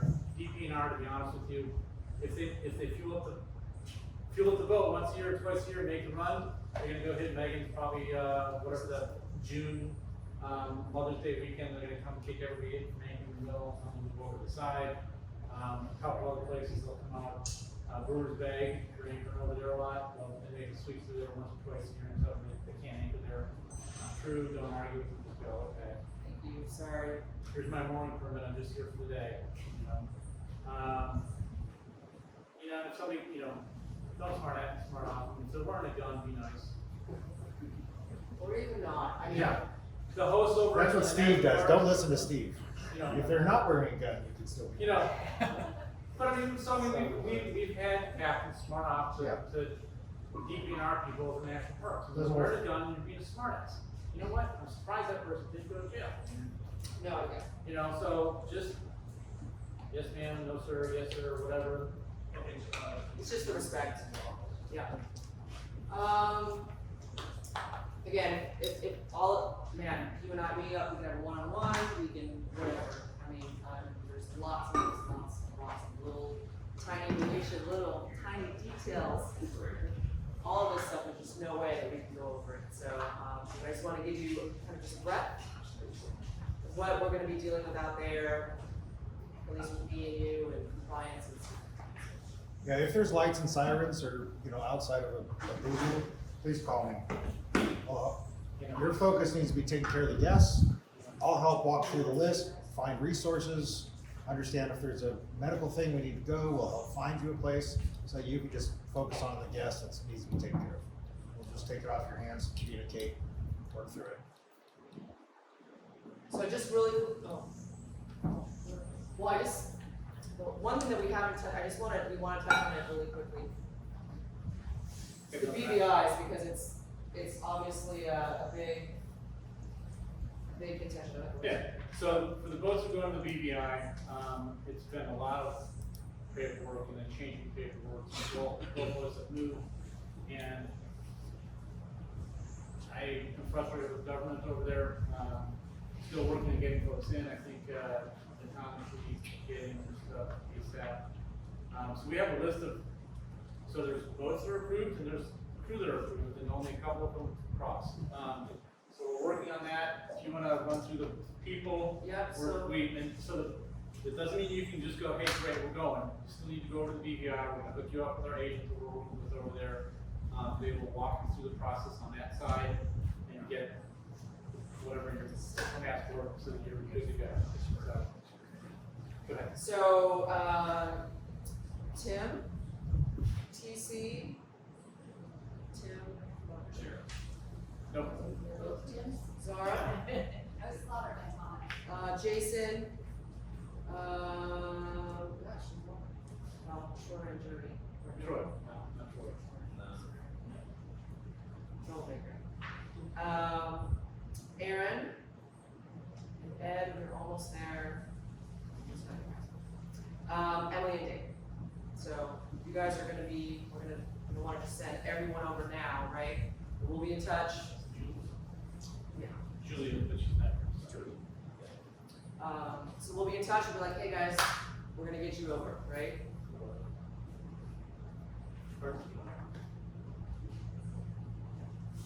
No. Does that mean I'm missing something, Jim? Or, so this is the list of like, we're ready to get stamps. There was another, like, shorter list of everything's done, they haven't told us to come get them yet. And then there's another list of like, thumbs in the picture of the passport type stuff. So, The list you just read is good to go, you just need to go do it. yeah, you guys, I think Kimmy's gonna talk to you. Okay. So the folks that we just mentioned, you need your original police report and your medical. But, Med- go. Yeah, it just changed. This morning. No. I can't remember, so medical has to be within how many days now? No, well, so that you have a medical from your captain's license, and it has that expiration date, it's within the 2 years of exam date. So you'll hopefully think, all good, right? If not, it needs to be within 6 months. Oh, really? Okay. What about an ENG? Good. Yeah, that's MCA, yeah. Said originals, not a electronic version. Printed one. Like there's like a big. Yeah, we just need to make it look as visual as possible. I mean, if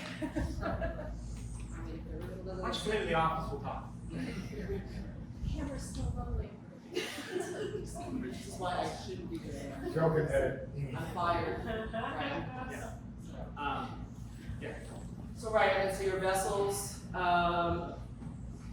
list is a little longer, it's because we're missing that CVLA little inspection thing, so David and Emily on Lady Patron, Pelican, and there's Felicia. You guys are some of the staffers, so we haven't talked yet. We need to get those inspections done ASAP. Give that, this little letter, send it over, and then the vessel can respond. But you're communicating as names get added, sending out messages to the crew if they're missing stuff. We've held off on this one just to, like, I think we got this Friday or Saturday. So we've held off with the meeting and also we want to clarify some stuff with the agent. 110% will be in touch with you guys, obviously. We want to get you guys over there as much as possible. And there's going to be a lot of questions like, what do I do? What does it take? This is a brand new process, right? And we've only had one crew last quarter go through it. They're obviously changing things on their end. And so I will be seeking knowledge from you guys. Do you know what I mean? When you guys come back, be like, what was your experience? What happened? Where did you go? Who did you talk to? Because I'm not applying. I don't know. Do you know what I mean? I'm just taking direction from our agents over there. So any information that you can provide me will help everybody else. Do you know what I mean? Get through this process. Because all of us here, for the most part, we're gonna have to do this 3 times this year. This is every single quarter. So let me just also, go ahead. Well, no, I'm just saying, as soon as we get you stamped in for this quarter's, this next 3 months, I am literally turning around, using all your documents again, and submitting them again. Because that's how long it's, I just wanna make sure that we're all good for that transition. Yeah. Yeah, so if you have a passport expiring in the next 9 months, we're kind of start thinking about it. I was also gonna say, we're gonna be setting up another chat group, because I know you guys love it, but it's gonna be with the agent over in the BVI. They're extremely helpful, they're extremely connected. If they say something, just do it. And that'll be a chat group with the individuals, like Ian and Zoe and you and Kimmy and the agent. Yeah, they They don't wanna will name meet- names, but they say one of our engaged or headed. And they, So yeah, the agent will meet you when you get over there, and literally will like, I don't know if they're gonna walk with you or they're just gonna take your documents and then bring them back to you, but they will meet you and then you'll go ahead and paperwork down. Man, I'm sure I'm missing. I know I'm missing. I'm sorry, Steph. Yes. So give me lots of important information. So just maybe for the things that aren't urgent, how can the captains and the chefs utilize our WhatsApp groups to find out if they can fish or about music or where to anchor or where to take a dinghy? Great question. So, the PYM fam, WhatsApp group, there's a lot of people here who have been here last year, right? So on the fly, do you know what I mean? They're like, oh my god, I don't have internet because I'm out in Francis or wherever it is. Yeah. But I can text really quick, like out to the PYM fam and get some of that information out there. So, yeah. or the captain's group, or the chef's group. Yeah, alright. All right, yeah. We're up. Going off that question, then what's the difference between PYM and PYM office? Also a great question. So there used to just be a PYM fam when the fleet was small. But then, as we all know, WhatsApp things just get lost in the thread. And so we were trying to disseminate some information and like nobody was seeing it when we were putting it on the PYM fam. So we created this PYM office. And it's a two-way street, right? But it's really kind of for us to be like, yo, fleet. You know what I mean? Check, you know. It's a two-way street, but it's really kind of a one-way street. So it's usually us saying, hey, heads up. X. You know, I'm sorry, I'm gonna take 2 more minutes of your time. I forgot to mention this. Okay. Yeah. We should have brought that up later. In all these little packets, you all get one. There's gonna be 2 of these little saliva alcohol tests. I'm going to the alphabet soup of the U.S. Coast Guard accident report. Now, if there's an incident or there's an event, right, where, you know, there's contact with another boat or, If you call us and we say, do the alcohol swabs, because of said event, what you're gonna do is you and your, captain and chef, you're gonna video this of you both doing it. You know, I can't remember how many seconds or a minute, you know what I mean? You're literally gonna videotape yourself and the results, and then you're gonna send it to us. So Cover your ass. So Have one, if you're by yourself, just have one of the guests. that's not my question. I have been through this before in the States, and I was informed that those tests have to be given by a designated saliva test technician. Because I did one, and I had my whole crew do one, and we did drug tests or whatever, and they were like, the only way it's valid is if it's done at the ER or something like that with someone watching. Right, but you're talking about an inspected vessel versus an uninspected. So This is uninspected vessel of your ass. So anyways, that's why you have these two little packets. You have some more in the office, but hopefully no one has to use them. Unless it's for fun at the end of the season. So, people are stepping on boat, you might find some old ones on there from the prior year. They're expired. They're probably expired. So, get rid of them or best. Alright, so we know. All right, guys, thanks. So Hank and Steve founded this company, but about 24 months ago, they realized that they needed help to scale up the company. If you've ever worked with them, they are just phenomenal people. I've known Hank for 20 plus years. Steve is one of my new favorite people. He looks a bit grumpy, but he's got a heart of gold. But Hank and Steve knew that they needed help, and they got a CEO in to help them run the company. And I just want to say, I think for me, that just speaks to their dedication to making this a better company. What a difficult thing that must be, to give away control of your baby that you created to somebody else. I mean, I just want to emphasize that they are all in making this company better and making sure that we can support our crew. Especially you, that they picked you. I don't know why they picked me, but yeah, we'll see how it works out. Can I just hear who has worked with a management company before? Yeah, no, so not anything. Okay, thank you. Just an idea. So maybe just why I joined the company. I love the ocean. I love being in the ocean. I love the waves. I like clean water. I like to surf. I like to kite surf. I like to dive. I'm this water baby. The ocean calls me. And where do you live? Boulder, Colorado. For my kids. I live there for my kids. I've got lots of family there. So I come here every quarter.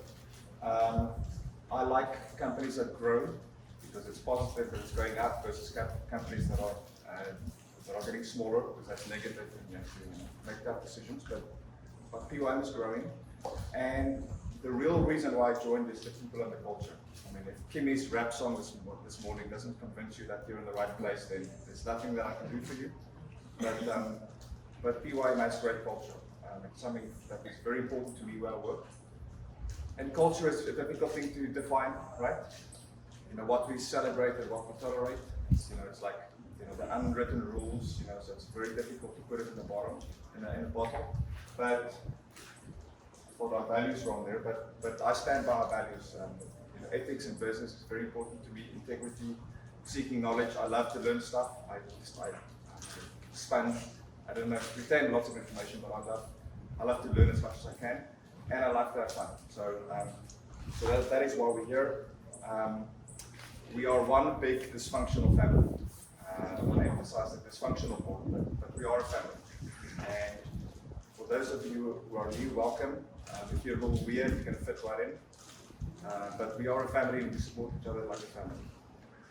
So for me, things that are very important in businesses is we need to have a common vision.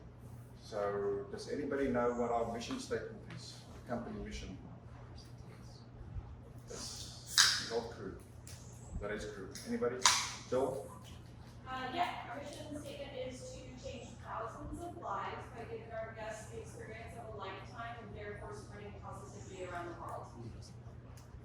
Yeah, so we literally sell the vacation of a lifetime. I mean, how amazing is that our product is a vacation of a lifetime? If we look at all our guest comments and we make a word cloud for you, for the folks that are younger than me, the big words are vacation of a lifetime. That's the consistent feedback we get. And for me, it's so much better than making deodorant or tires or running a dairy or whatever it is, right? It's just such a an amazing product. So on top of that, our internal mission is to be the most respected management company in the world. So we spend, we've got almost one support staff person, I don't like the word staff, almost one support person for every yacht. We have more support than anybody else on the island per yacht.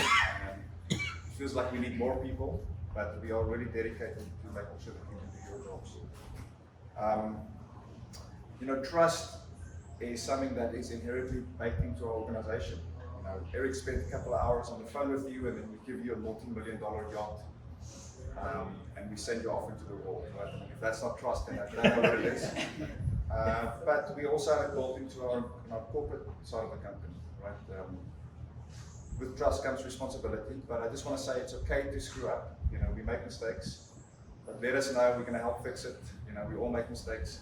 I've made a couple in the last year, so own up to it. We'll help you fix it. People are very important to me. I spend probably 10 hours a week with Eric, meetings, talking about people and how to make the company better. Crew issues, good, bad, or indifferent, but it's very, very high on my priority. My cell phone number is on my email, it's in the WhatsApp, you can call me anytime. If you don't like me, call Eric. If you don't like Eric, call Steve. And if you don't like Steve, call Hank, and then just keep that carrying on the list. Communication is key. We are dispersed, our yachts are everywhere. We've got 7, 8 people support staff, not on the island, so communication is difficult, but use your WhatsApp groups, communicate more than you think you should, and we try to keep you in the loop, but keep us in the loop as well. We like to measure things, so whether it's the number of charters that have broker books, so we can know to go schmooze them at the boat show, or whether it's food costs to be accountable to our owner, or which crew member had the coolest picture of the bike during off-season, during the bingo. We like to measure things. EDAs, I believe that's how you run a company successfully. You get these key things that you measure, just like you guys do in your yachts. Like what is the important things that you measure if you're moving forward. And then lastly is, we are very focused on making our company better. Very focused on constant improvement. Some mistakes that we made that I'm going to own up to in the last 12 months is maintenance. Just scaling up our maintenance department in the last 12 months has been extremely painful. It's an island, supply chains are different, it's difficult to get labor. We needed to get systems in place, so I know we probably failed at maintenance last season. In the off season, wish it could have gone smoother. We had almost 2/3 of our crew were new, so we know we just didn't have enough support during off season when you guys got your boat, so we're going to fix it next season. So I'm telling you this because we know about it and we're going to fix it. Right? I know the pain is behind that, and we need to be accountable for it. But so maintenance is a big focus for us this season, and we need your help. Let's get our boats in top shape. Let us know how we can help you. The next big, really important thing for us this season is crew wellness. So Eric's going to speak about it later, but last season with COVID was tough. We had, I don't know how many charters were disrupted due to COVID, probably 20 to 30, I don't know. We spent, thousands of hours on calls, trying to get tests on boats and guests getting sick and guests cheating on their COVID tests and having fake vaccine cards. I can't even tell you, it was very disruptive, but it caused us also to not be as close to our crews as we needed to last season. So we've got a big focus on crew wellness and support. Bookings, the BVIs are coming online again this year. Stephen Kimmy talked about it, but it was, the BVIs, they've got all these new rules, they've got no systems and processes in place to process it and manage it, so it's very painful, but and guess everybody wants to go to the BVIs now, so our bookings are down, but we've got a plan, so hopefully the BVIs will help stimulate it. We've got some initiative with some of our top brokers, so one of our top brokerages is called Yacht Vacation. They book a lot of charters with us. We're running an internal competition with them to see if we book the most charters and giving them lots and lots of money. So we're working on a couple of other partnerships to stimulate bookings, so it's a big focus, so just know bookings are coming. And then the boring stuff is we are behind the scenes, we've rolled out a system called Zoho. It's enterprise resource management software. So we are now digitizing the business away from spreadsheets. Spreadsheets are great. It's a one-person spreadsheet. The moment 2 or more people work on a spreadsheet, then it's the worst thing that you can imagine. So we're digitizing it. We will very soon have logins for you to Zoho, so you'll be able to see all your charters. You'll be able to see preference sheets, case lists, checklists for pre-charter readiness. So there's lots of exciting things coming. So please just know we are just constantly trying to make the company better, and what you guys do is really, really, really hard. I mean, I'm the first one to admit that I can't do your job.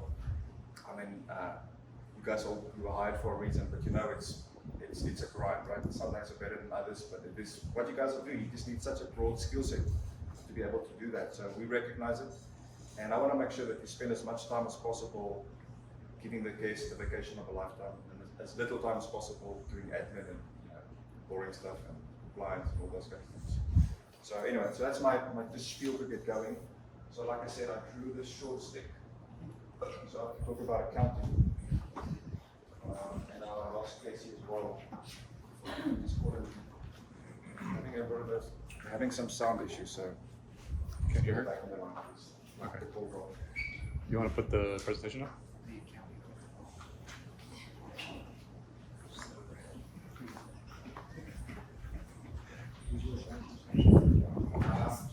So at the end of the day, you run a business, right? Your job is a business.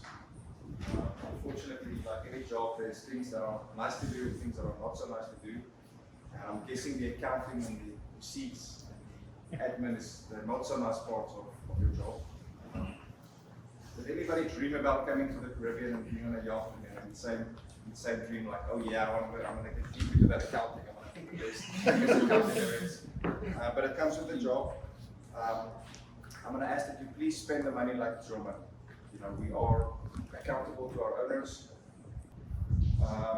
So I'm going to dive into a couple of accounting things here. So I think most of you went through the Expensify training during off-season. So I'm not going to spend too much time on it. I just to reiterate a couple of things.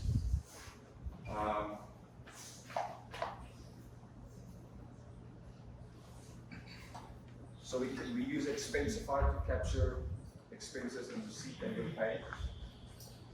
Please make sure it's accurate. Please make sure it's done on time. If you want to get reimbursed quickly, submit your expense reports quickly. We also only get paid once the charter has been finalized and we figured out how much money was made. So it affects our cash flow, it affects our ability to pay our support staff. Make sure that you provide supporting documentation. So a credit card slip is not supporting documentation. We need the actual receipts. And I want to talk about what's allowed and what's not allowed.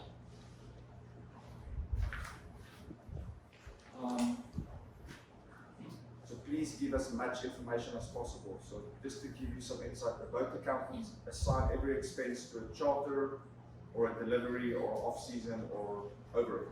Right? So the more information they have, the more they know how to better allocate it. Like I mentioned, some owners check every receipt, every line item on the receipt, so be careful what you put on there.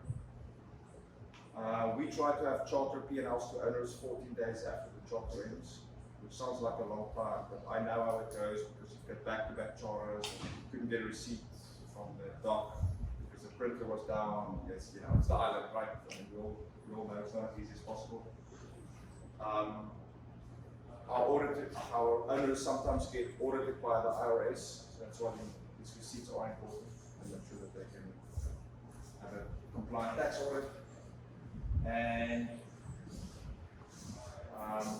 our boat accountants, they are the gatekeepers. So when they ask you for stuff, it's because they've been instructed to do so.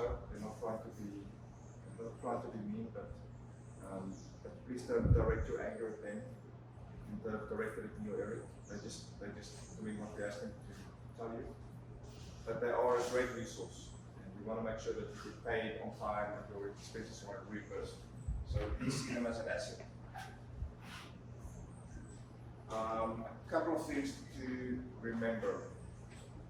And once again, if you need more training, let us know. The boat accountants will take you through it. But please split your expense reports by payment type. So if it's your money, put all of that on one expense account. Don't blend it with a boat card and petty cash and other things. And the reason for that is just the mechanics behind the scene. Things need to be mapped and matched. So keep your expenses on separate reports. Use your boat cards, debit and credit cards on one report, and then petty cash on a different report. If you don't have to do petty cash, please don't, because it's a huge administrative pain.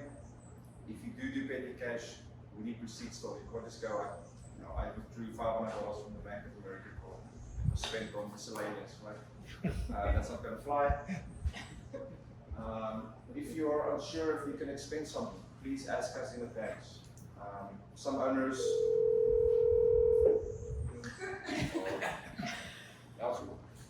That's good though. That's case. Sorry. If you're not sure if you can expense something, please just ask. I know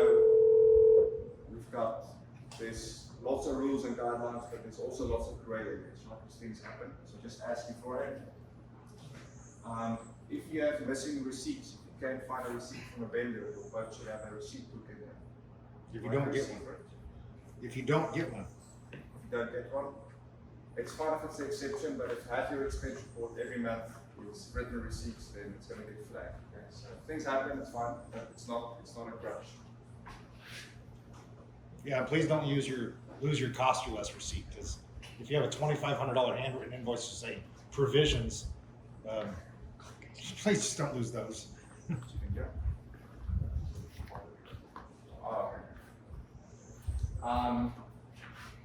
So our boat accountants go through each expense, and the reason is that they need to allocate expenses between different categories. So when you go to a cost release, you may have provisions on there, you may have supplies, and you may have decorations. So they need to go through all of it and split it out. Please make sure that when you send a receipt like this, and this is not even the longest one I've seen, that it's legible. So the boat accountants literally go through every line up to allocate it. Pallet in pieces, you can use Cam Scanner. It's a great app. If you need help, reach out to your boat accountant, they will help you.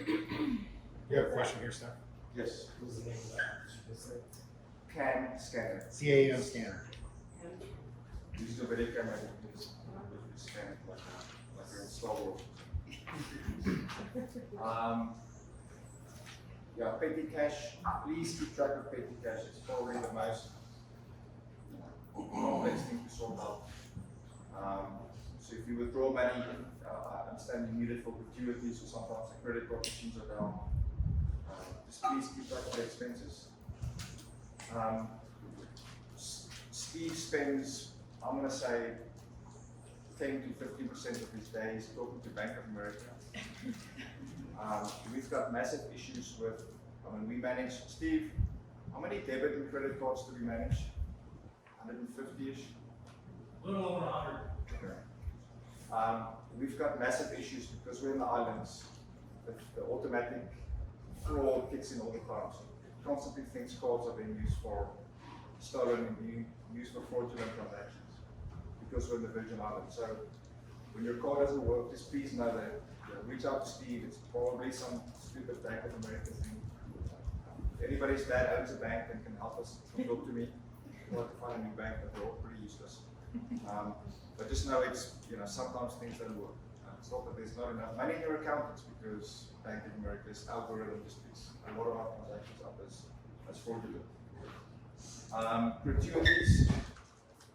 I understand using the wheels is very important, so you can get the best box slip, or you can get how to unload and offload and keep everybody happy, but please spend it like it's your own money. I don't know what the right amount is, but kind of just ask around. But spend it like it's your own money. Please don't sign. I have a question. If you're like tipping the dock hands in Yacht Haven, are you bringing them the receipt book? So what I usually do is, at the end of my charter, I'll say I handed $5 here, $10 there, $20, whatever the amount is. I just put one receipt $40 for the 2 days incoming and outcoming, and that covers all of my, and whatever the number is, just be honest, like he said, spend it like it's your money. It helps to hand a guy $10 to get on the dock, and another guy $10 to get off the dock, and $10 to help him load your groceries. Just keep track of that. I write out one hand receipt for gratuities for the deckhands and yacht haven grand, and submit that, and it doesn't get questioned. Okay, so accounting isn't like finding a signature. Yeah, they don't need to see every single transaction. Okay. If you're showing you're tipping $200 to deckhands, you're gonna ask questions. But you know, $30, $40 over the course of 2 days is pretty standard, so. Yeah, if you pay cash for like an interior cleaner, it's $250. They have them sign it. You know, Yeah. whoever it is. But Yeah.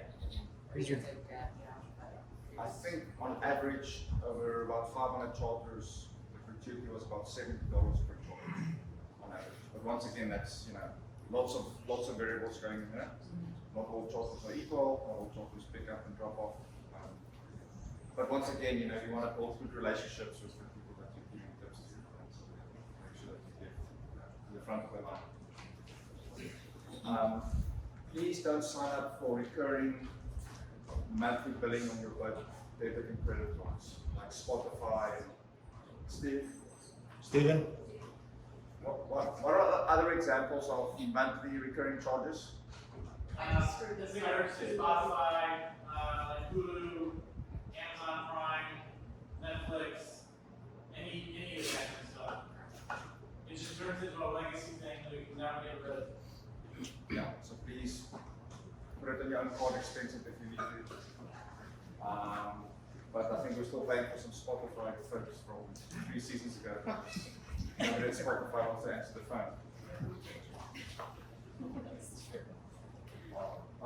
Crew pay, the most important part. Once again, we want to make sure that you get paid as soon as possible. Put your crew pay on a separate expense report.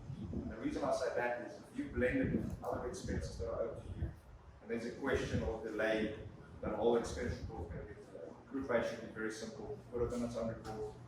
Do it between the 25th and the 7th. In my opinion, 25th is good. Make sure you get your money.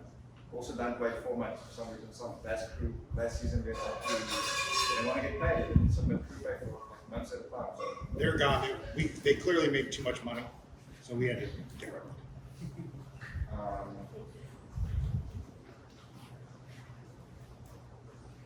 Perfect. There are our 4 boat accountants. Casey, Janessa, Nicole, and Sarah. You will get assigned one. They will be dedicated to your boat. They will reach out to you with these questions. Once again, they are just doing their job. And their primary goal is to be of service. But they are going to question you. I don't think we've assigned boats yet. You haven't done your boat accountant is. Use very soon. And I think that's so let me just to reiterate a couple of things that cause a lot of issues. Exterior cleaning allowed if you have a 24-hour turn. Or more if you ask in advance, you can give a good reason. Reach out to everyone. Okay? Or whatever's in your contract. Or whatever's in the contract. Some owners are more lenient, some boats are much bigger and they require more time. But as a rule of thumb, 24-hour terms is the only time you can expense exterior cleaning. Petty cash is an absolute administrative nightmare. So keep track of it. You have receipts. Do not use the boat debit and credit cards for your own expenses. So even if you say, hey, I bought some shoes, I'll pay it back. It's an absolute nightmare to do the accounting for it. Please use your own money for your own stuff. Make sure that your receipts are legible. You can't read it after you take a picture of the boat account, you won't be able to read it. Split your reimbursable and non-reimbursable expenses, different reports. And always ask for permission prior to spending the money. Just check in if it's okay. And once again, lots of gray stuff, lots of in-between, lots of things that happen. Just please check. Steph, when you talk about expenses when you're not on charter, Yeah, so what expenses are allowed when you're not on charter?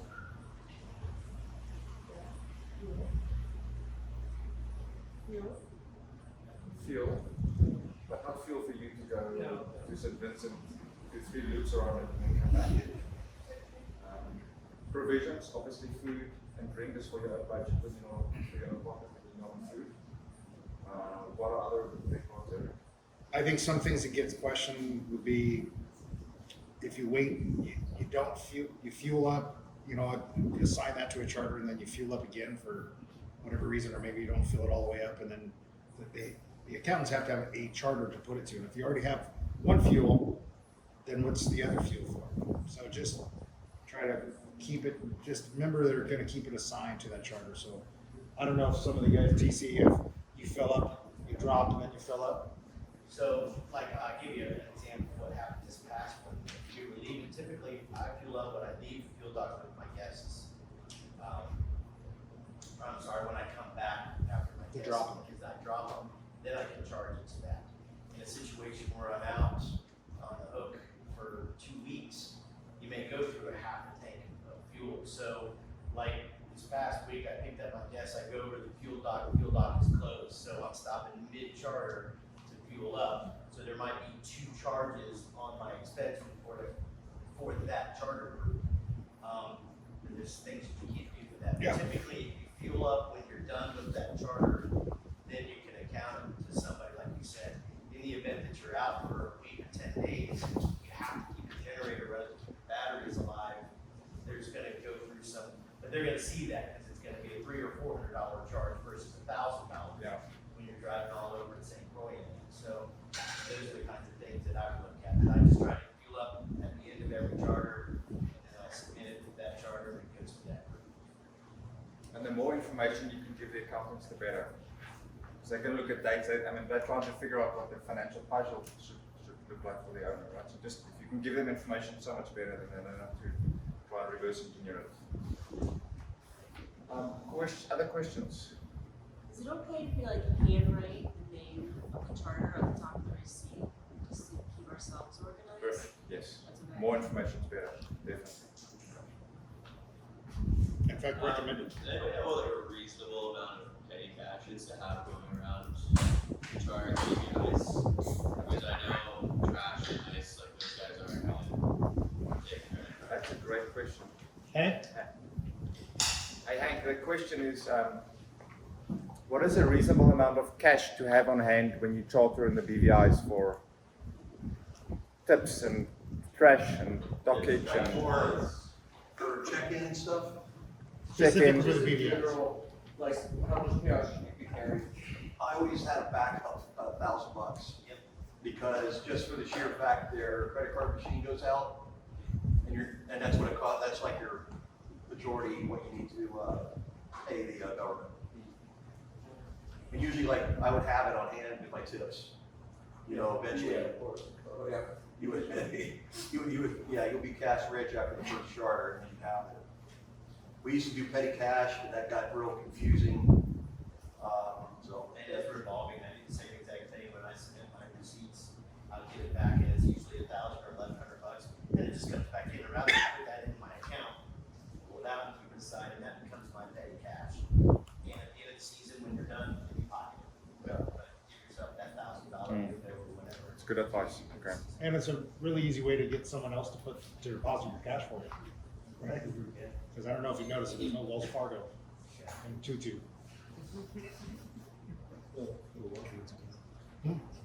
Okay, other questions? Yes, right now we only have our credit cards, we also have debit cards on the way, or? Steve, is everybody getting debit cards as well? Is everybody getting debit cards as well as credit cards?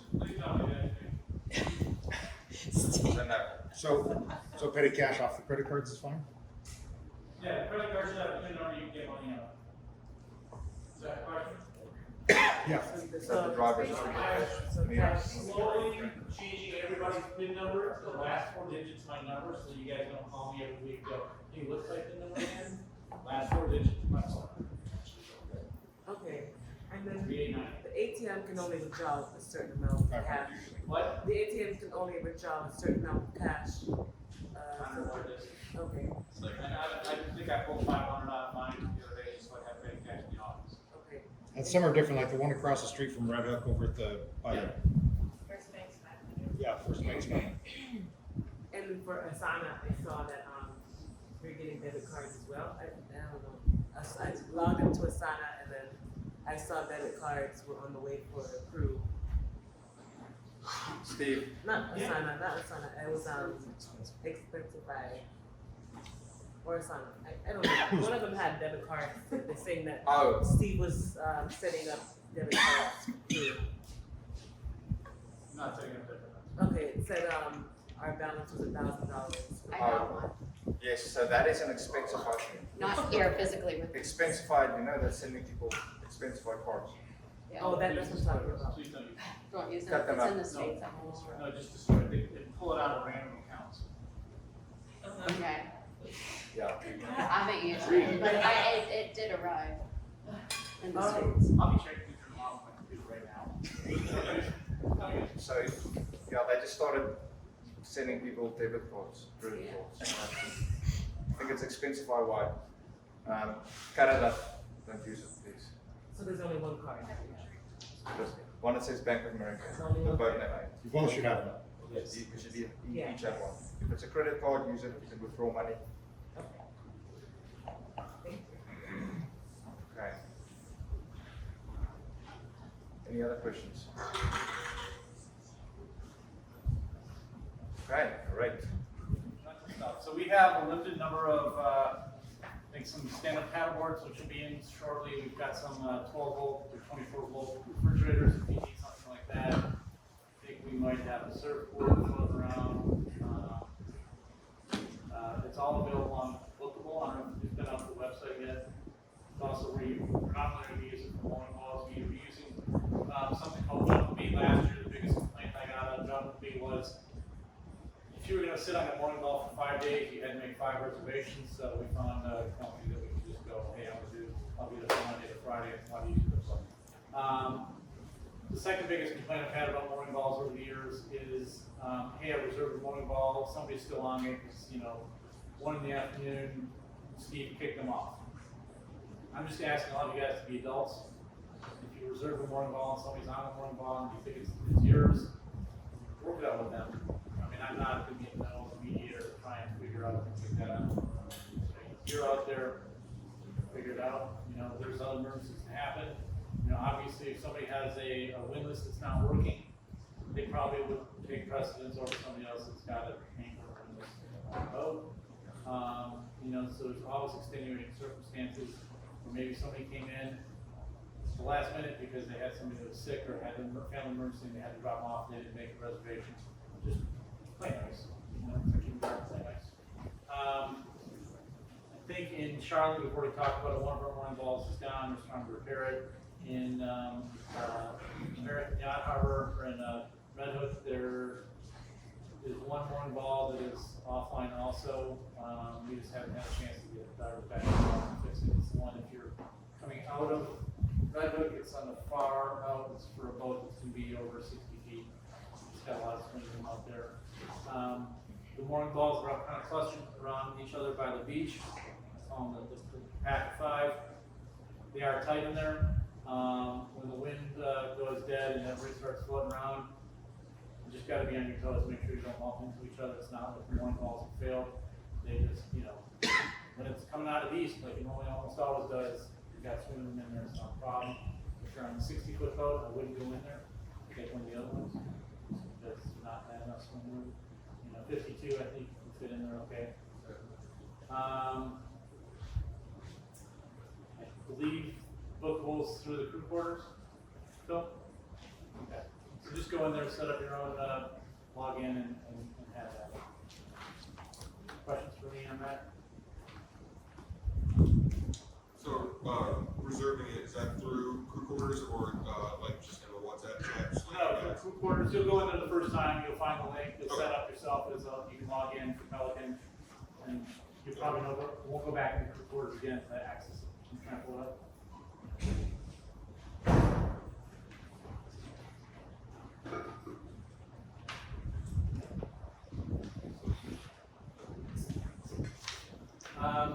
Actually, let me ask you guys, right? So, in the years past, we have, you probably can't see it, but there's numbers out here associated with all of our moorings.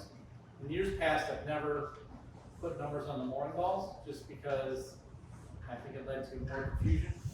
Last year, I had everybody saying, hey, put numbers on mooring balls, so I know which one I'm actually reserving. So far this year, I've already had people calling, going, hey, I reserved number 6. Someone's on it, what do I do?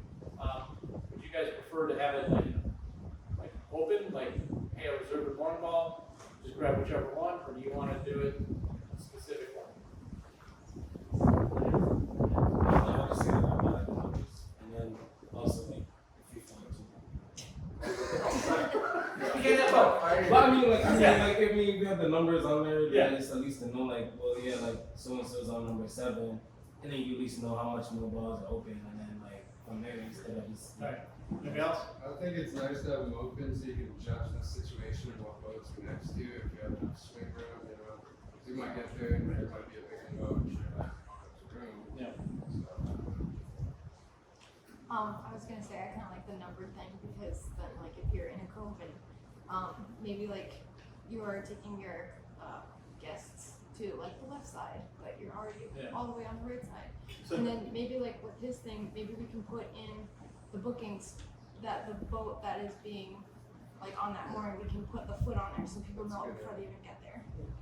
And if you're gonna do that, then when you create your login yourself, I think you would have to put like Pelican 62, right, or Santana 52, or whatever it might be. So I think that when it shows, instead of like Steve's boat, right, it would have like that information in there. Yeah. All right, my thought was if you're running a 60-foot boat, then you would know to choose, you know, one of the ones that like that one out there, or there's a couple like way out there. You see?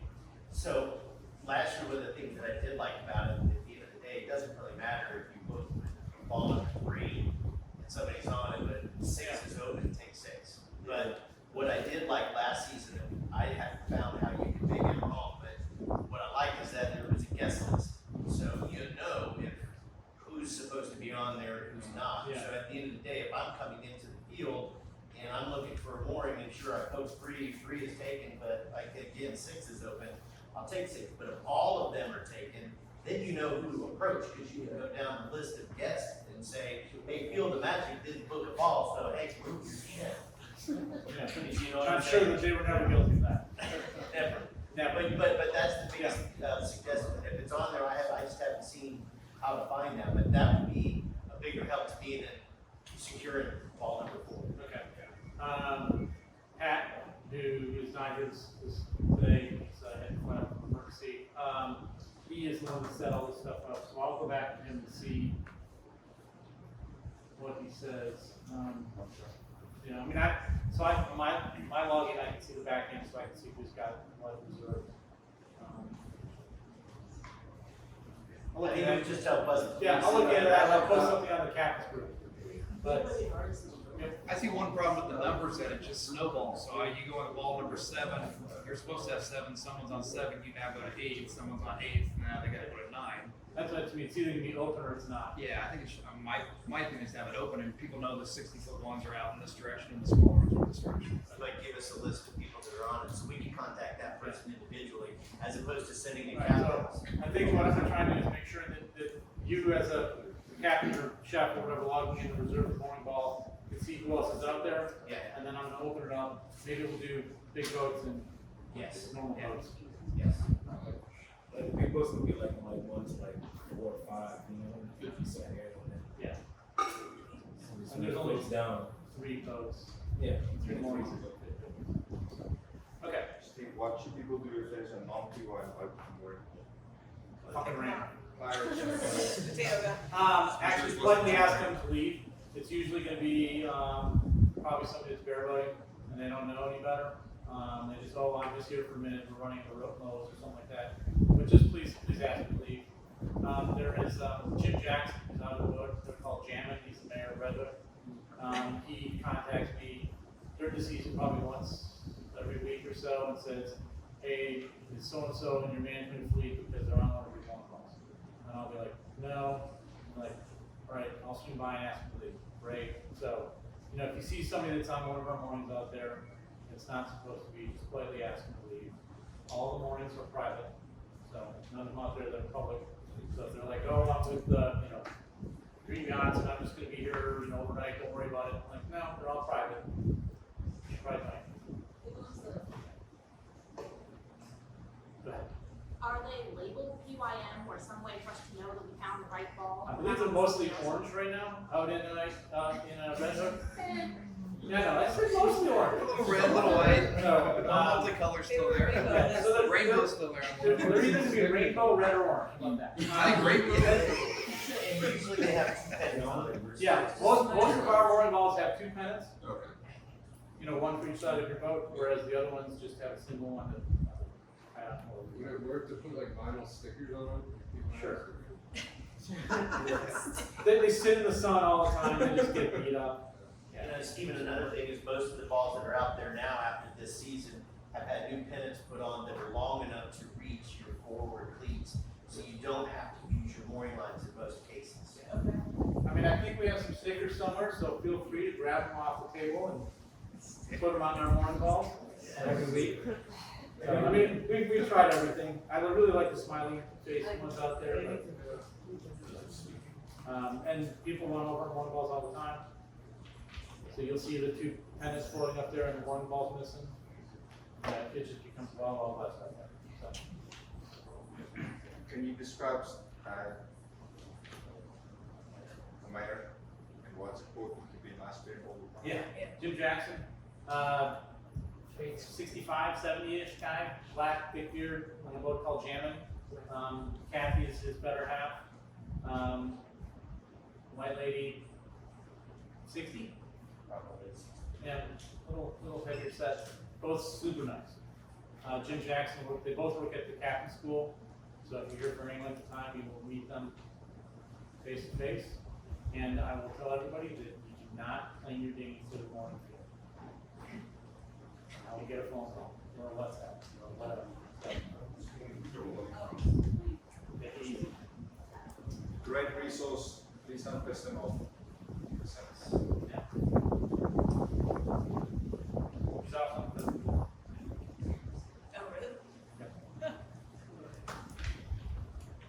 All right, Kimmy. Briefly. Yeah. You know, when you get jammed up and something happens, you need to run a quick. So it's fine. Yep. You guys have the Rayman water makers on there? Yes. Okay. We have the 120 and 240 hours. So at some point, everybody's water maker probably gonna have heads up this year. Get out there and reserve it.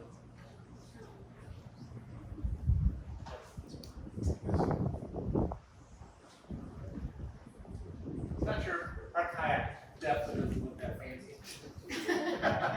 Definitely. Serving edition. Yeah. It's orange. Yeah. All right, we will have we are having a committee that will get together.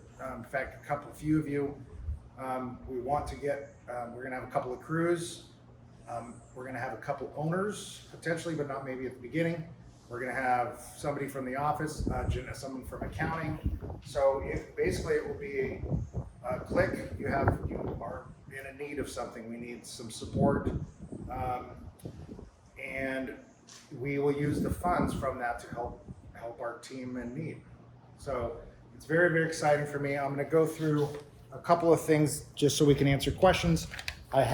This was up at the table over there. This is the QR code. It's also on crew quarters. And there's a QR code here if you want to do it. So I'll just go through some of the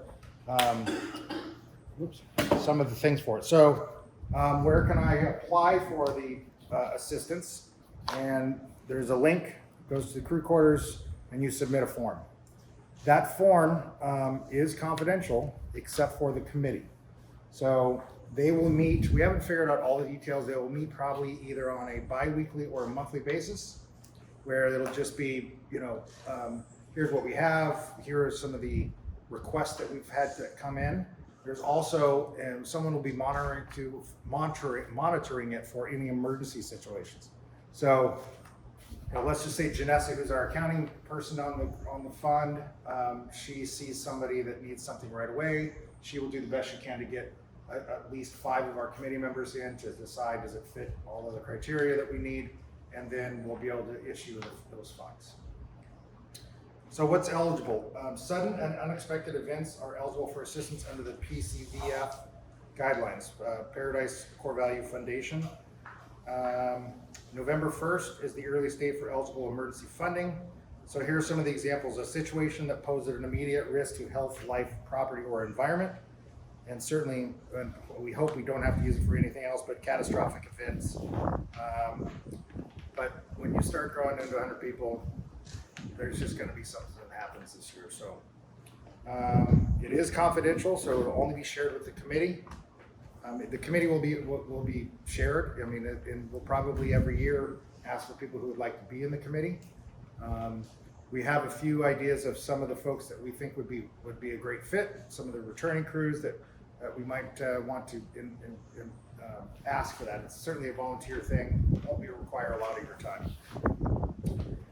Documentation, yes, it is required for that. So whatever it is, if it's a plane ticket, if it's something else that you need help with. So I already talked about emergency approval. So yes, we can, if there is an emergency happen, we can certainly get it approved sooner. The maximum amount, there isn't one. It just depends. I mean, we have to obviously have funds to put into it. So there is no maximum. It's not like it's no more than $300 or whatever. I mean, if we have money, we want to be able to use it. If we have a surplus, this may be also an opportunity where we can help out in our community. So if there's something that comes up, and if you have an idea, they're like, hey, is this something that the foundation would be able to help with? Maybe we donate to a community, or something that's in the Virgin Islands that we can help support. We'll do that just based on the money. If you leave your cell phone at Bernie's and you lose it and you're like, I need a phone, that is not an emergency. Just like if you leave your wallet sitting in the bar top and someone takes $100, that's not an emergency. It really is designed for people that are in need, things that are outside of their control. If you do not currently donate, you are absolutely still able to. This has nothing to do with who donates. This is only if you're part of the PYM family, then you're welcome to take on that opportunity if you have something that happens. And then when will I receive the money? It usually takes up to 7 days. We'll always handle things on an emergency basis. Always. We'll figure it out. We'll take it out of my pocket, give it to you, whatever. So this is really just here for us to help each other. I'm mostly excited about this. I worked for a previous company, as well as Hank and as well as Steph, that did this. And I personally saw how many people it impacted, that they're just struggling. Somehow, power gets cut off because, my brother had to go to the emergency room and I paid his bill. I don't have enough money to cover this, my child, whatever, so many things. And I know it's a little different because we don't have homes and things like that, but there will be situations that come up and we want to be able to help our family make sure that there's not added an additional stress. Questions? I think it's a great idea. I'm super excited about it. I just think, kind of set us apart. So I guess what I'll ask is if anybody would like to do it today, please scan this maybe during lunch. If you want to do $1 a month, that's $1 we didn't have before. So certainly do whatever you think is best for you and your financial situation. There's also a way you can do a one-time one. So at any time after you've already signed up for it, let's say you go in and, man, that charter guest just gave us $5,000 a piece because they loved us, and I'm going to donate $100, just a one-time deal or whatever. Then that's available. So, questions? Yes. Can people outside of PYM donate? Absolutely. Yes, they can. We are going to. What are you shaking your head? Oh, I thought my wife was shaking my head. Usually I get in trouble. She's like, I made a mistake. Yes, they could. We would have to probably go through Phil or get them a QR code, but they certainly could. We are also going to roll this out to our owners. So ask our owners if they would like to do it. I'm not sure if we have a timeline when we're going to do that, but probably about the time we put owners onto the group. And I think it's great to be able to get the owners involved because they just get to hear about, you know, the stuff in the real world that happens, you know, when you're out here. So, yes? Is there a way that we can find it without the QR code, like on the website or anything like that yet? Yes. The QR code just goes to the website. Yeah, there is a website. Yeah. I need a click. I just need a click. In fact, I couldn't even figure that out this morning. Feels like no, and I was taking a picture of it and feels like, no, just push the little thing that comes up. So. The QR is just for stay physically tangible in the real world. On recorders online, there's an actual link that says QR. Yeah, but if you need me to show you how to use it, I can now show you how to use it. Massive. Every debits and credit cards work. How does it? Yeah, I used a credit card, just like the miles. So, but debit and credit cards work. I think that's the only ways you could do it as a debit or a credit card. All right, hey guys, I'm just gonna go over some quick points from my orientation that we did virtually. If you didn't see it, it's on crew quarters. We'll just jump right into it.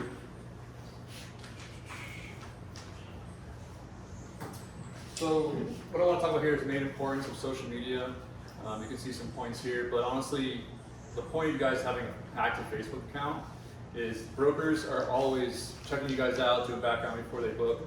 They care about the crew a lot more than they do the boat, so it's very important to have an active Facebook account and just nice images and nice media. If you have a season that's already 15, 18 charters, it's still super important. Guests that are about to come on board will check you guys out. They'll see, oh, they're very active. They posted yesterday. It builds a lot of trust. It builds like a pipeline for your charters down the season. And if you are with us next season, hopefully you are, it's going to compound, and you'll see a reflection of charters based on that. So, in addition to that, it creates a lot of FOMO for people that are not on island that don't know about the charter industry or the Virgin Islands in general.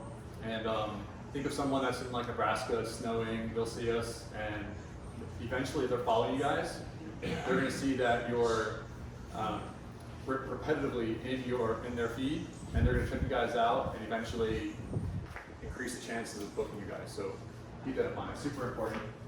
If you guys are, I just wanted to one thing. Oh, yeah. A lot of bookings come from word of mouth, so especially when you have guests on board, talk to your guests, make sure that they're okay with it, but hopefully they're going to tag you, you might tag them, then their friends see it, and then it kind of just creates a trickle effect for future bookings and for drumming up more attention on your Facebook or your Instagram. Yeah. Facebook organically is just, it's built to be a network of webbing for connections.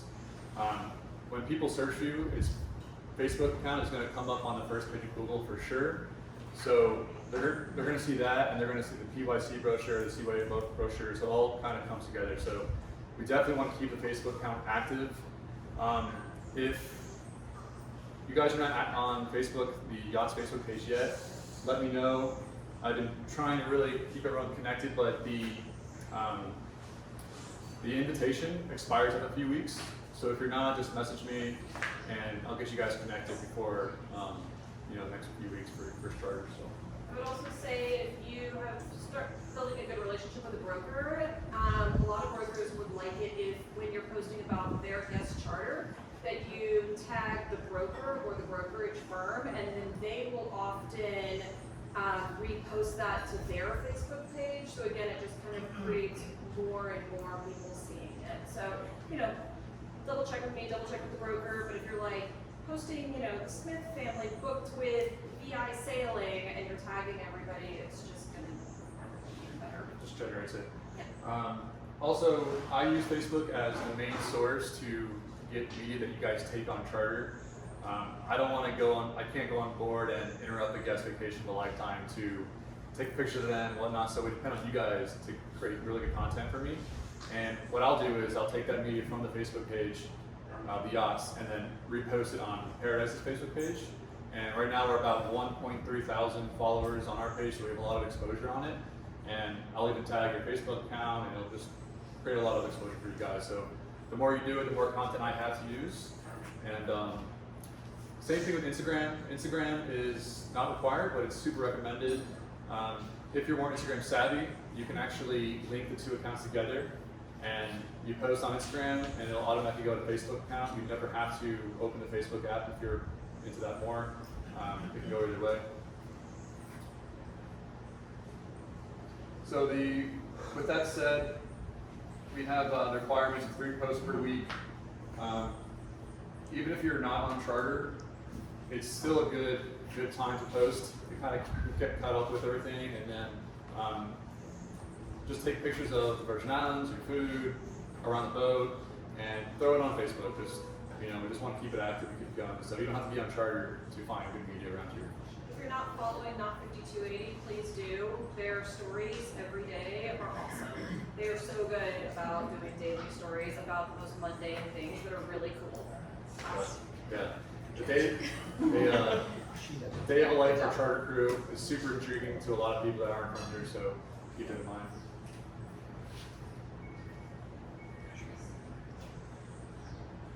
And so when it comes to reviews, the CYA brochure, when I post a review on the CYA brochure, I'll have an option to put 3 photos. So I recover the media from Facebook, but also the brokers want to see it, they want to get emailed. So the first day of charter, you can take a photo of the guest like on dock and about the cord, send the photo to the broker, tell them, hey, everything's cool, everything's good, on their way. During the charter, also include them with some media. And then on the last day, you're going to want to do the same thing, take a photo, send it to the broker. And in a perfect world, the guest will leave a review on board in the logbook. If they're more into doing it on Facebook, you can actually direct them to leave a review on Facebook and take a picture of the review, of the written review, send it to me. I'll transcribe it. If you want bonus points, you can do it. Send me the text and I'll add it to the brochure. But everything you want to send to the broker, also send to me and vice versa, because we want to keep them happy and keep them connected with the charter, let them know it's going good. Also, if you can get a picture of the guest crying because they're leaving, extra bonus points. Always want to capture emotion. And I put this in the EDA, but shout out to Katrina's crew for already making themselves reminders to send those broker pictures.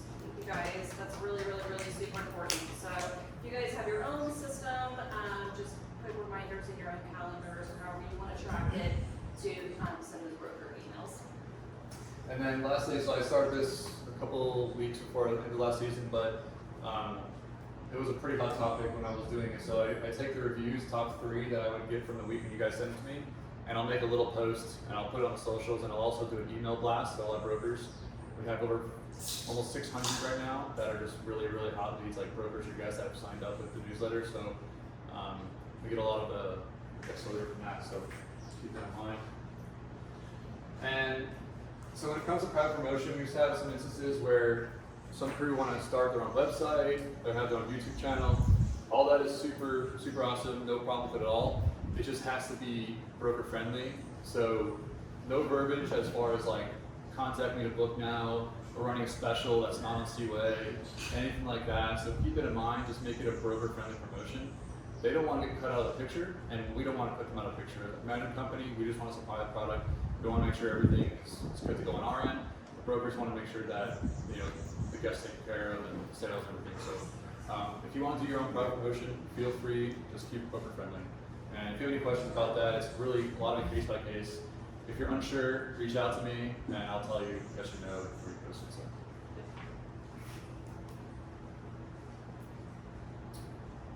So I also manage crew quarters, the PYC brochure, and the PYM site. On the PYC brochure, if there's NSUA, if there's any discrepancies, let me know. Shoot me an email right away and I'll fix it. Things are changing all the time. Things are being updated all the time. There's so many chances for things just to be off a little bit. So shoot me a message, let me know, screenshot it. Try to audit your brochures like once every quarter, once a month or 2 months, something like that. It makes our life so much easier. Me and Joe are very close to what we do. So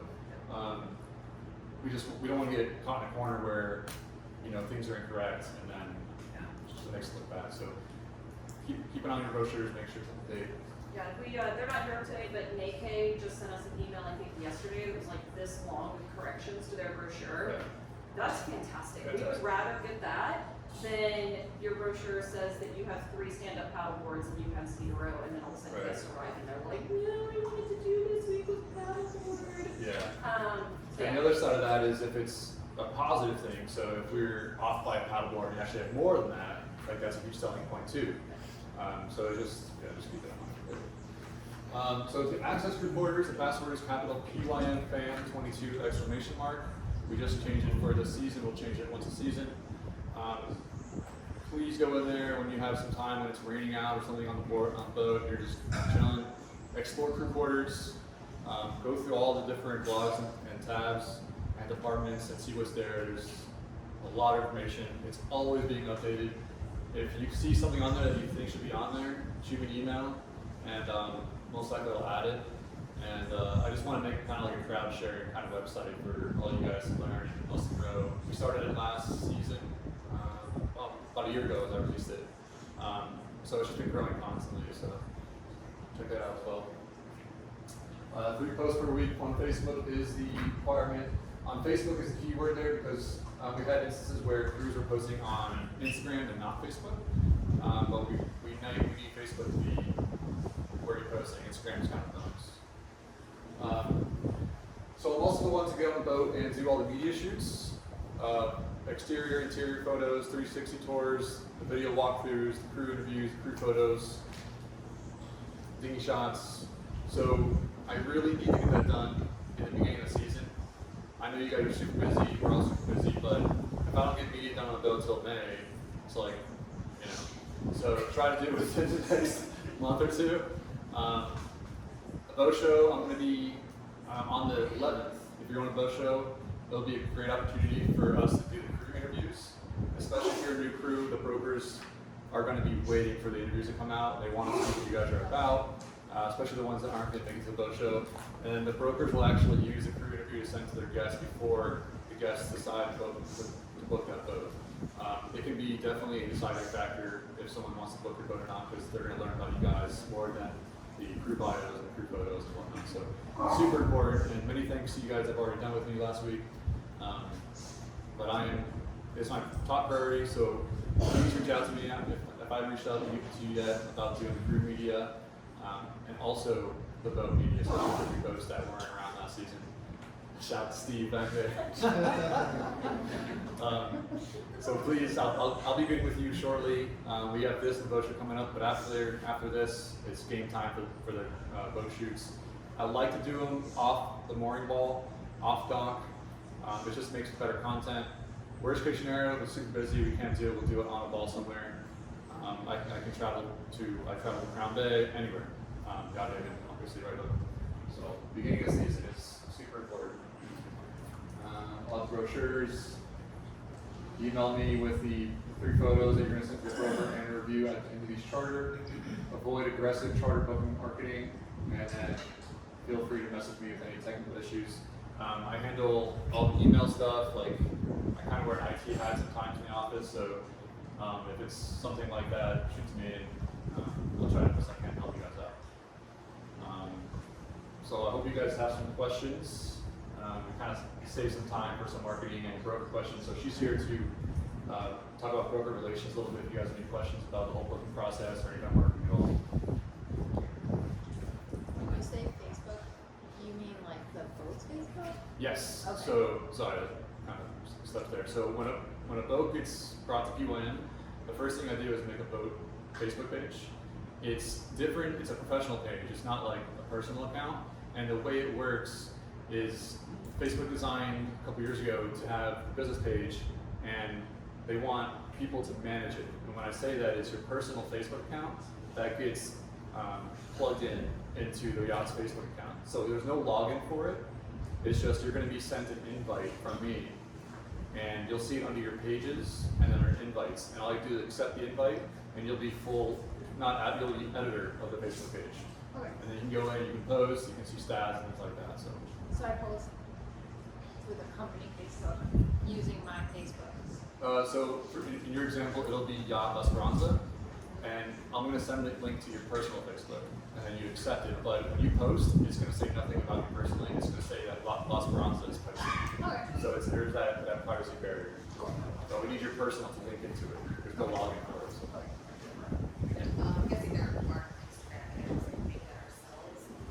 Yeah, so if there's not already an Instagram account from the previous crew, go ahead and start one. Yeah, so last season, if there is one, it was probably managed by the previous crew. If they're not willing to give it up, then you can start a fresh one, but most of the time it's fine. I'll look into your case. But go ahead and start one, and then if you're more Instagram savvy, you can start growing that organically. But like I said, just cross-post to Facebook to get points. Sure. Do you do crew interviews again or if it's the same boat and you're wearing the boat logo shirt from last season, unless there's something dramatically you want to change that's updated in your interview, we can use the same one. So short answer is no, but it's highly recommended to get a fresh one because then we have new marketing materials, send to brokers, and more excuses for me to blast them. I do newsletters to brokers probably twice a week on minimum, and I'm always looking for reasons to be in their inbox. So media, anything like that is a good way. They love media. I know it's, and speaking of that, so this is more broker relations, but brokers love hearing from the crew way more than they hear from the marketing guy at UNM. So first side, but totally just emailing with the brokers is more powerful than I could do. And if, say for example, we did a new interview with you, you can email a top broker and say, hey, for me personally, like I got a new crew interview, check out, what's going on this season. It's another way for you to be in the business. That's the main point. Yeah. I'm just assuming that our boat should probably be here before we film the new interviews. Or can we do it without the boat actually? It doesn't have to be. So I did Bocato's crew. I did that on Let's Play 2's boat just to get it done because we want them out as soon as possible. So you guys are special because a lot of brokers already know you guys. You've been doing it for a while.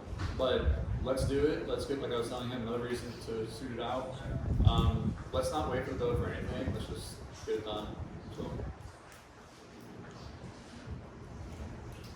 Alright. Oh, yeah.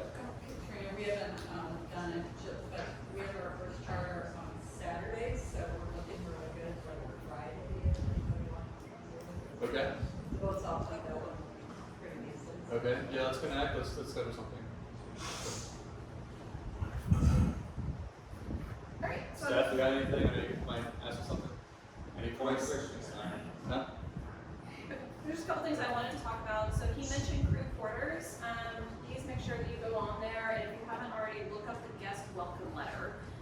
It is a template that you are going to send to all of your guests before you have like your pre-charter call with them. So once you get the preference sheet, you have their emails, you'll send out this welcome letter. It's a template. Plug in your own info, put in your own personality, add in your own special stuff. If you want to shoot it over to me, just be like, hey, does this look good? Feel free. Also, it has great examples of broker emails. So ideally, when you get a hold, you would do a thank you. When you get a booking, you would do a thank you. When you get the preference sheet, you would do a thank you. Then you would say, I've sent out the welcome letter, or maybe even copy the broker on it, and then we've set up the call, we had the call, like there's just gotta be a lot of communication. Like Phil said, that's building the relationship with the broker. A lot of brokers, I have a huge master spreadsheet of brokers booking boats, and you'll see that like broker A books this specific boat a ton, and that's because they've built this relationship with the crew. So yeah, if you are starting the season with less bookings, it's really great to just send out to our top 50 or whatever, which I can give you that list, introducing yourselves, linking your Facebook page, your Instagram page, linking your brochure, all that kind of stuff. I know a lot of you have done that for the boat show. For those of you who are not the boat show and need some extra bookings, we can help with that too. And actually, in Pronto, you want to shout out Nikki from last season. I remember they had single-digit charters going into the season for a little bit, and then she was super proactive about reaching out to brokers and for her boat show. And I think they ended the season with like 16, 17 or something. Something like that. So they totally turned their season around just from being proactive and talking to brokers. So it's super, super crucial. So kudos to them. A good example of that. It was fun. Great. Anybody have any questions? Yeah. So I know I'm like being aggressive with like the charter bookings. So what is what is okay and not okay? So like if we were like at a gala or a different party or something and there was a bunch of people there, do I have someone? Yes, thank you so much. I meant to bring that up. Yeah. So if you either have previous guests that are, hey, we want to book you again, or you meet people when you're like out and about in the world and you talk to them and you get their information, all of the what we call internal bookings or guest direct bookings go through me. You will get a 5% referral fee off of the charter rate. So do the math on that, on your own charter rates. But basically all I need from you is name, phone number, email, and I will take it from there. If you want to be more involved, you can, but you guys have way more important stuff to do. That's my job, so I can just take care of it for you, and then y'all can sit back and collect your money. Also, so back to the aggressive marketing, the key word about that is publicly displayed aggressive marketing. So if you have like some friends or family that heard about what you guys do, and they're like, we want to come down and book a charter, you don't have to be like, hey, Google a charter broker, like we have Jill here, so that's totally okay. It's really based towards repeat guests that work with a broker, and just anything you post online that's saying, book us. So, Yeah, you can't post on your Facebook page, call Jill to book now. Yeah. That's not okay. But if it's over the phone, Yeah, but like if you're at a background, party, you say, here's Jill's business card. you can send a PON because we have an in-house broker for that reason. So. Okay, so like, if they see like our page, we just link our email to like for inquiries or to book, just like put our book email or just put I wouldn't do any of that. So I like a lot of my angle with the marketing I do for Paradise is fill in the blank stuff. So like I lay out the important stuff, and if the person, the user is seeing that and saying, well, I'm just going to contact that email address to do it, without me saying contact us to book, they're still going to get the point. So you can do something like that. So on your Yacht's Facebook page, it'll have your actual email address, the cruise email address. But so if a random person saw it, they're going to go to that avenue to contact you. So you can kind of do without even mentioning it, So that's kind of the mindset, kind of nonchalant marketing. It's kind of a tricky thing. Or if you say like, check out our brochure, then on our website, there's a cute little picture in the bottom corner that says, how can I help you today? That's me. And when somebody types in there, I'm literally on the other end answering the questions. I am the bot. So, God, you can always just tell people like, hey, yeah, you want to like check out our boat? Like, go look at the brochure, and then that'll hopefully prompt the conversation, and then I can take it from there. So the way I designed the website, the tactic is that I built it for brokers to see. They have, it's a kind of like a broker sales funnel, but little do they know, they can assume all they want, little do they know that we're doing our own marketing for the public on the same brochures, but it looks like it's a broker brochure. It's not really unethical or illegal, it's just this is what we're doing. We want brokers to think, hey, this is for us, but at the same time, we want to make sure that we're capitalizing on leads from online as well. So when you guys see the brochure, you'll see an inquiry book. That's what that is. Yeah. Are there any instances where like potential guests or maybe brokers reach out and want to like contact us personally, and you all get our personal information, like our cell phone, or our personal email, or is it all through? Not personal email, but cell phone, And the boat, we'll use a boat email for anything. I usually start, because I do get brokers all the time that are like, hey, I need to send the preference sheet and I want to chat with the crew about such and such. And I always start with the boat email, and if they push back and are like, hey, can I get their cell phone number so I can coordinate, blah, blah, blah, whatever. Unless you specifically tell me no, like I'll send them your WhatsApp so that they can message with you or call you. And the guests are going to end up having it too. Is it just brokers or potential guests? Not potential guests. Unless a potential guest specifically says, I want to talk to the crew before I sign the contract, and then I will absolutely check with you first. I would not give out any of your information without a signed contract or without talking to you. The closest That's very rare. Yeah, the closest you're going to get to talking to a potential guest will be through Facebook or Instagram. They'll message you directly, and I monitor all of the messages, but they want to speak to you guys directly, so I'm kind of a secondary. If no one responds, a day or so I'll respond, but keep active on the comments and on the messages. I've seen so many bookings start from that way, so you know, the whole point of all the social media exposure is to capture leads and capture bookings. So make sure that you're responding, keeping up to date with the messages and whatnot on the Facebook and Instagram. Anyone else have questions? Cool. Yes, Steph. Oh, so, yeah. What does the SIBA contract say about who owns the guest? Ooh, okay. Booking bookings? So, yeah, I think I understand your question. So so we do have a SIBA contract, which is the Charter Yacht Broker Association. There is a clause in there that says if the booking comes through a broker, that if they have a booking within 2 years after their initial booking, that booking needs to go through the same broker. Is that what you're asking? Yeah. So if it is a repeat guest that came from a broker, I mean, you can send it to me, but I'm going to take it right back to broker. It would either need to be from a different boat, or more than 2 years ago, or a friend or a family, or something like that. It can't be like, oh, they were on my boat last season, and they want to be on my boat this season, and they worked with Kevin Jonas. Like, we just have too good of a relationship with Kevin Jonas to jeopardize that broker relationship. Yeah. So. And in addition to that, even though the contract says 2 years, it's not like 731 days later we're like, all right, call them. You know, because like we still want to have a good relationship with the broker. If they found out we did that, even the contract is fine, it's still going to be that, you know, verbal thing. We just don't want to do that. So living up to our values, we want to make sure that we're treating our brokers right, because they are about 90% of our bookings.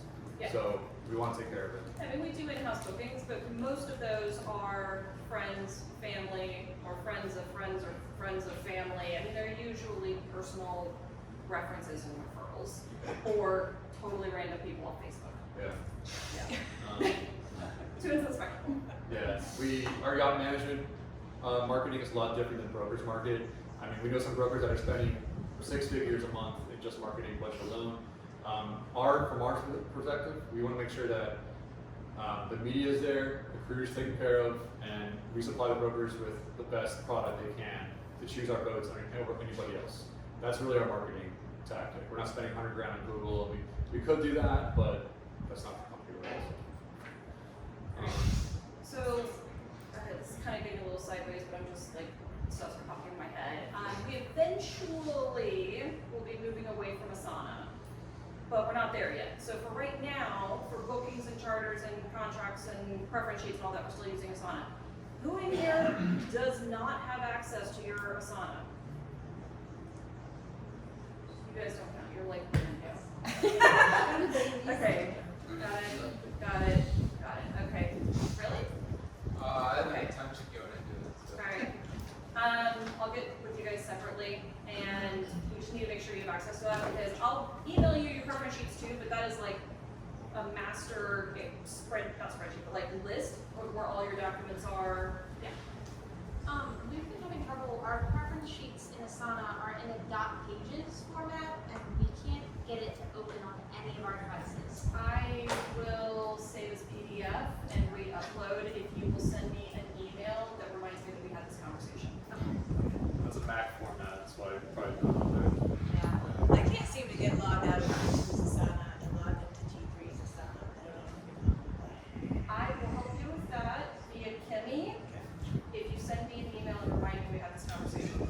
I think I made a whole new one for G3. Okay. I definitely know that there is a new boat for G3, and I have been tagging G3. Yeah, we've been getting emails, Asana emails. Okay, so you can't get in. You're still getting into G2. Okay. It's needed. What else? Chefs, so as the season goes on, you're going to be making a lot of food, obviously.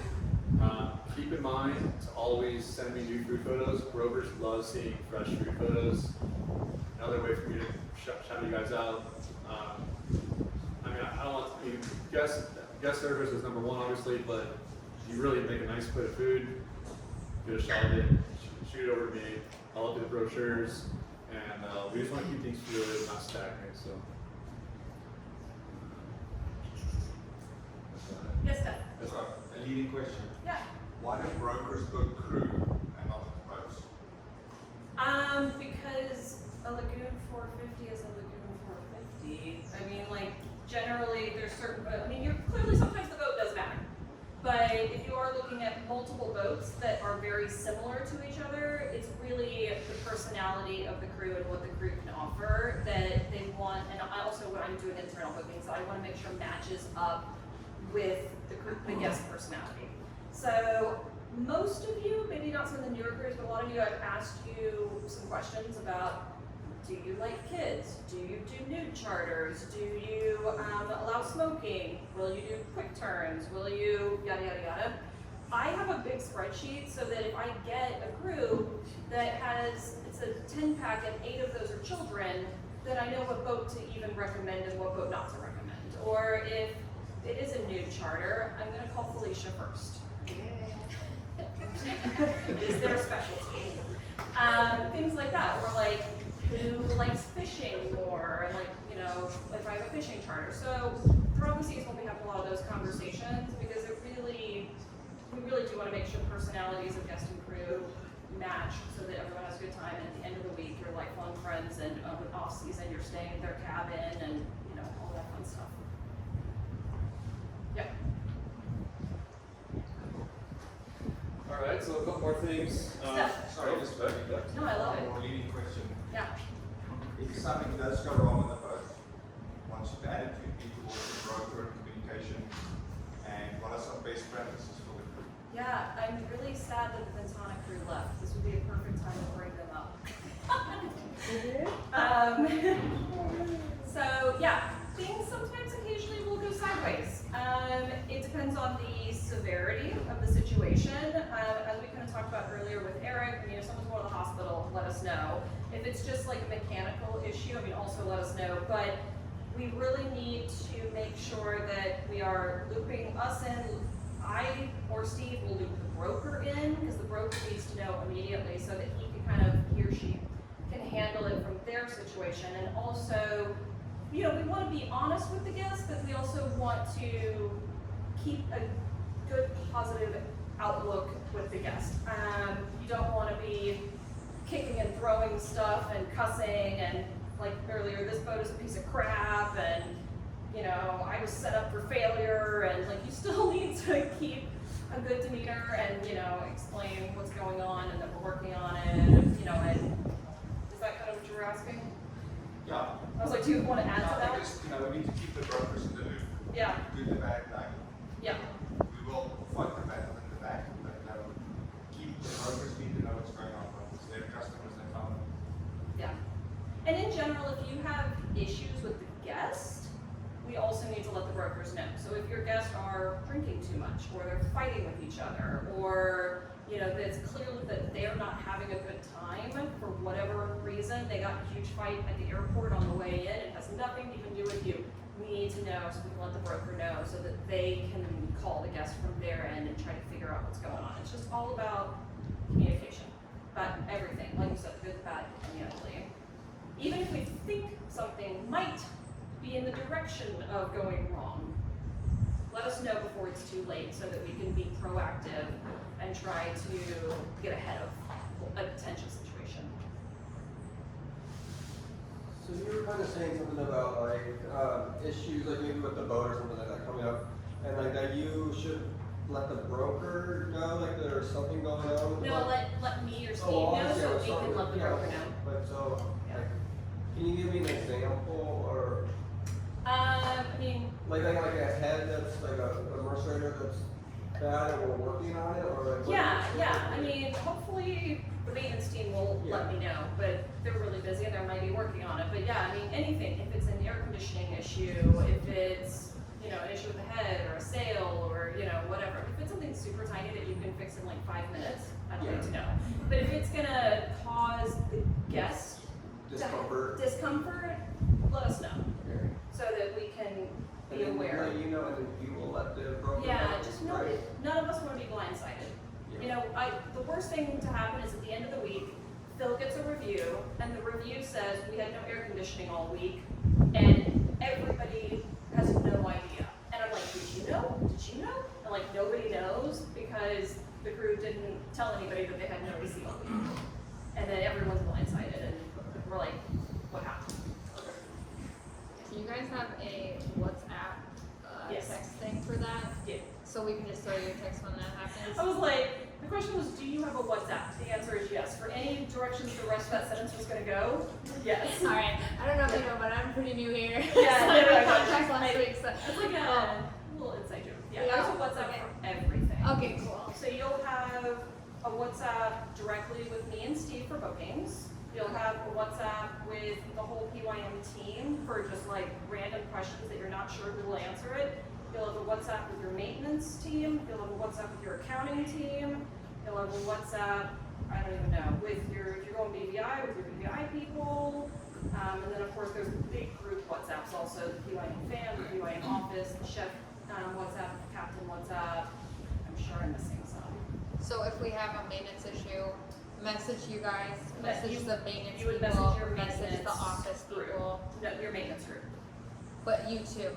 Like, so you can talk to the brokers. If it's on charter.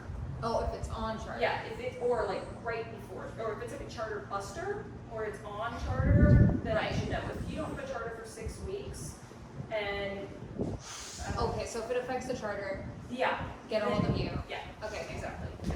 Got it. Thank you for clarifying that. Thank you for And answering it'll my all question. start becoming more kind of second nature as you see messages coming in and out.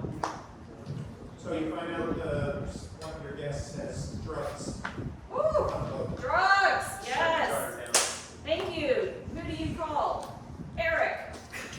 Not me. That's a turnaround and go back. Yeah. That's a recommendation. Especially if it's Right. But it's probably given that part is Captain, you have authority over But please don't make that authority until you call. Okay, so call you first and then you'll tell us what to do? Yeah, we're just gonna walk through the scenarios, tell me about it, is it all the guests, how many guests are there, we let the broker know. Ask questions like, did you cover this in a boat briefing, you know, did you tell them they couldn't? I mean, we haven't had very many issues with it. We had one last year where it was actually a group of doctors and nurses. They brought CBD gummies that they bought legally from a shop in St. John. And in the US Coast Guard maritime thing, CBD is also not allowed. Okay. They were embarrassed, you know, so that's why I'm saying if you know, if you see a packet of cocaine sitting in front of them where there's a line on the thing, that's gonna be pretty cut and dry. But they were embarrassed, they dumped it out, they're like, we had no idea, we're doctors, you know, this is, and the captain was like uncomfortable with it, you know, they didn't know. So just call, you know, and please don't ever forget to leave it out of your boat briefing. You know, even, you know, hopefully even in your pre-calls, you can say. It is in the welcome letter template. There's a list that says what to bring packing and then what not to bring, and drugs including marijuana and CBD is in the welcome letter template. And then yeah, like you said, cover it again, because people don't read, but yeah. On that note, like if you and like you're about like almost like try to do like typically like the girls like you know they might drink a little bit, but then like you notice you notice a little bit of like something different. It's not marijuana, it's something a different drug. There's drugs on board. There's none visible, but you can tell the guests and then like on it for like at least like the past 24 hours or 48 hours. How is that happening? Anybody here's question? If If the guest appears to be on something more so than just painkillers and, not painkillers, I guess, not the, pun intended, the white pill painkillers, or if they're on something and, but you haven't seen anything, is that pretty much the gist? It's not visible. It's not like, oh, I saw them like, I saw them like go through a whole line, or I saw them like, I can smell them blowing up that whole thing, or anything like that. Yeah, call me. Listen, what they do on island, we can't always control, and you're not doctors. So we'll always walk through the scenario, but you got to see it. I mean, you got to see it. I would say. I mean, if they look like they're hallucinating, you know, like I mean, just call. We'll walk through it. But I mean, it's a, you know, you're gonna, $25,000 trip ruined because you have a suspicion. You got to have some proof. And you know, I think Hank will. I cover this, but you know, Hey, we've told them at boat briefings, hey, listen, you cannot bring drugs on this boat of any kind or flavor. You want me to point you in the direction to where you want to go get something? I'm going to point you in the direction if you want. But it cannot come back to this boat. Remember the 4 S's. The what? The 4 S's. You can snort it, smoke it, or shoot it on shore. I like that. I remember that. Add that to the cap. Is that Yeah, I was like, if you remember answer the that. questions? Alright, any other broker questions? Marketing questions? We're Charter, fun yes. stuff. This one is probably gonna sound silly, but I'm still new. It's okay. What is a broker? Oh, honey, alright, meet me afterwards. Okay, cool. I was like, do you want the colorful description or the real description? I'll talk to you afterwards. Yeah, yeah. They look like her a little bit. They look like me, but like old and fat. Just kidding! I did not actually say that. And if you want me to push the pause button, you can know where that's takeaway of the day. I think I saw her right now. So, in reorganizing email, I found a number of emails from previous charters that brokers didn't seem very happy with some of the things that they dealt with the previous. Okay. And that immediately was like not naming names, but just weren't happy. And I feel like emailing a couple of these people and going, hi, it's new crew. 100%. Okay. Absolutely. Even a phone call. If you And like even kind of identifying, I know you didn't have great experience last time, just want to let you know, or just say. I don't think you need to mention last time. I just would say new crew. Yeah. I don't think you need to stir up the past. Yeah, definitely not. I've already shot you guys out. Brokers know you guys already knew, but that speaks to the crew meeting and the crew interview to get that out to them and solidify it. So, thank you. Yeah, and you guys were so great on that Yacht Vacations call that we did. Like, if you're comfortable with it, I would do calls because y'all are fantastic. We like, do. Yeah, verbally. we've been Zooming with every one of our charters. We ask for a long time. And I do it, I mean, some people might be uncomfortable with it, but my rationale for doing it is I can read people better, you know, by having a conversation with them. I can just by going back and forth with text. And you can kind of pick up little subtleties and get an idea of what they really care about. Yeah. You know, just little statements that they'll make. You'll figure it out. Like, we had no idea. I mean, they said a child on our charter is coming up on Saturday. Well, this is like an 18-19-month-old who's like climbing on them through the entire Zoom interview, squealing bloody murder, and looked like he was like kind of a tougher to manage 18-19-month-old. So now I have like a list of what to do, you know, how to manage this 18-19-month-old. Did you buy chicken wire, like chicken coop stuff that you can just like... Golden handcuffs. Yeah, right. Okay, Yeah. Like, I mean, I made a stop and got, you know, sand toys, and I planned a day over at Ocean. You know, I did all this stuff, like, super focused on how to manage a crazy 19-month-old. That's so cool. And that only happened by, you know, having a Zoom. I wouldn't have been able to figure that out. Well, also make sure that you are not a babysitter, that there always needs to be someone from that charter if that child. Are they bringing their own life jacket? We actually have an infant U.S. Coast Guard life jacket. Okay, cool. At first I told them that they needed to, but when I did the, you know, okay, you're arriving in 1 week, we had already gone through everything, and I took a picture and showed them we have, you know, the right life jacket. Perfect. Awesome. Thank you. Thanks, guys. Holly?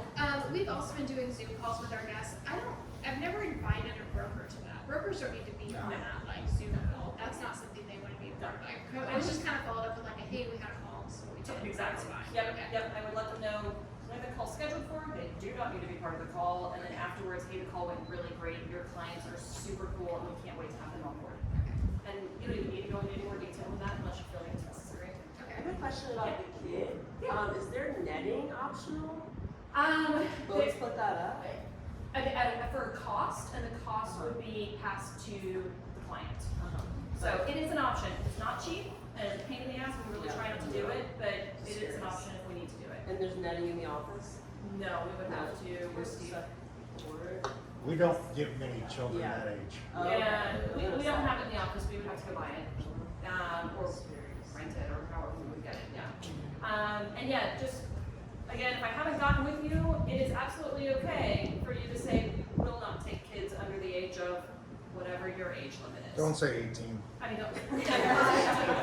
that's not okay. But yeah, if you want to say 3, 5, 7 in that range, that's fine. We'll update the brochure, and that's okay for you to do that. If you are okay with kids, either make sure you have life jackets for them, or we need to let the guests know that they need to supply their own life jackets. All right. What else? Anything else? All right. Cool. Before we go, a couple things I actually have to give out to people.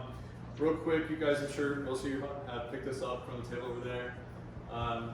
This is from SCRG, so Peche, Raw, Agave, Secret Harbor, CFN, Caribbean Fish Market. About 7 restaurants they own. Through PWIN, we've got local reward cards for you guys. It's 10% off your whole table when you go there. Technically, if they want to be strict, it's just for you, but we've never had an instance where the server was like, no, it came through your whole table, so usually it's fine. There are also technically supposed to ask for ID, but don't worry about that either. That's not what really happens. So take a guest there. When you guys drop charter, go there for lunch, dinner, whatever, and 10% off. You get points, but I don't think they do anything, I've heard, so it just kind of 10% off. I've used the shit out of mine. I've never gotten anything. I know, they don't really, they count the points for something, but they just But I do get 10% off. That includes alcohol.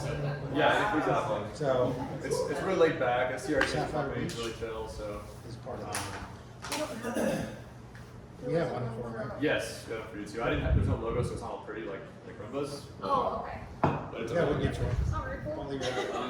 And also for the crew that were here, that were for the off season, I have the PYM Bingo awards. Hey Phil, there was a few people that weren't hired yet. You wanted to? I know. You had a quick. Yeah, sorry. Quick, what it was? So this season we had an idea of doing PYM off-season travel bingo. We knew a lot of people were going to be traveling, not everybody. So Jill and I actually came up with some cool topics while you guys are away, and we had one round, and then it went through kind of quick, and we were kind of like, well, let's keep going. So we ran a second round. Yeah, thanks to Emily and David, went by pretty quick. So we ran a second round, and it turned out to be really fun. I have a whole bunch of photos and stuff I want to do something with soon, so stay tuned for that. But What was some of the ones on there? What were some of the ones you guys were like? yeah, the mullet. Oh yeah. 80 mile per hour. We got the yeah. The what? We got a bunk. Oh. Yeah, the monk, pasta time. Yeah, it was fun. Yeah. So hope you guys enjoyed that. Keep you guys, active and on PYM chat through this season. So. Well, there's some people that travel like super far. We were already in Mexico. We were like, Yeah. I literally got that. I was like, oh. Yeah, I know. Like, right Hostel. away. There's Yeah. a menu in Yeah, not in bathroom English. Spanish, and like, I just like walk outside and got Totally. Okay, well, with that said, so Emily and David, we have your vouchers here for your first prizes. They were $500.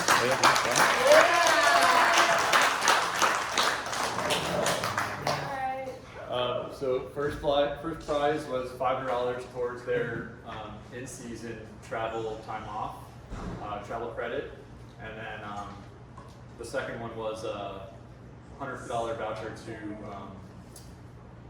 the spa place in Godhead, Serving Spice. And then we ran the second round, and Maya, who's not here today, but Neke, the chef, she won $650 towards travel credits. It was a culmination of all of the bingo, not just a line or anything. It was whoever had the most spots, so she won that. Very nice.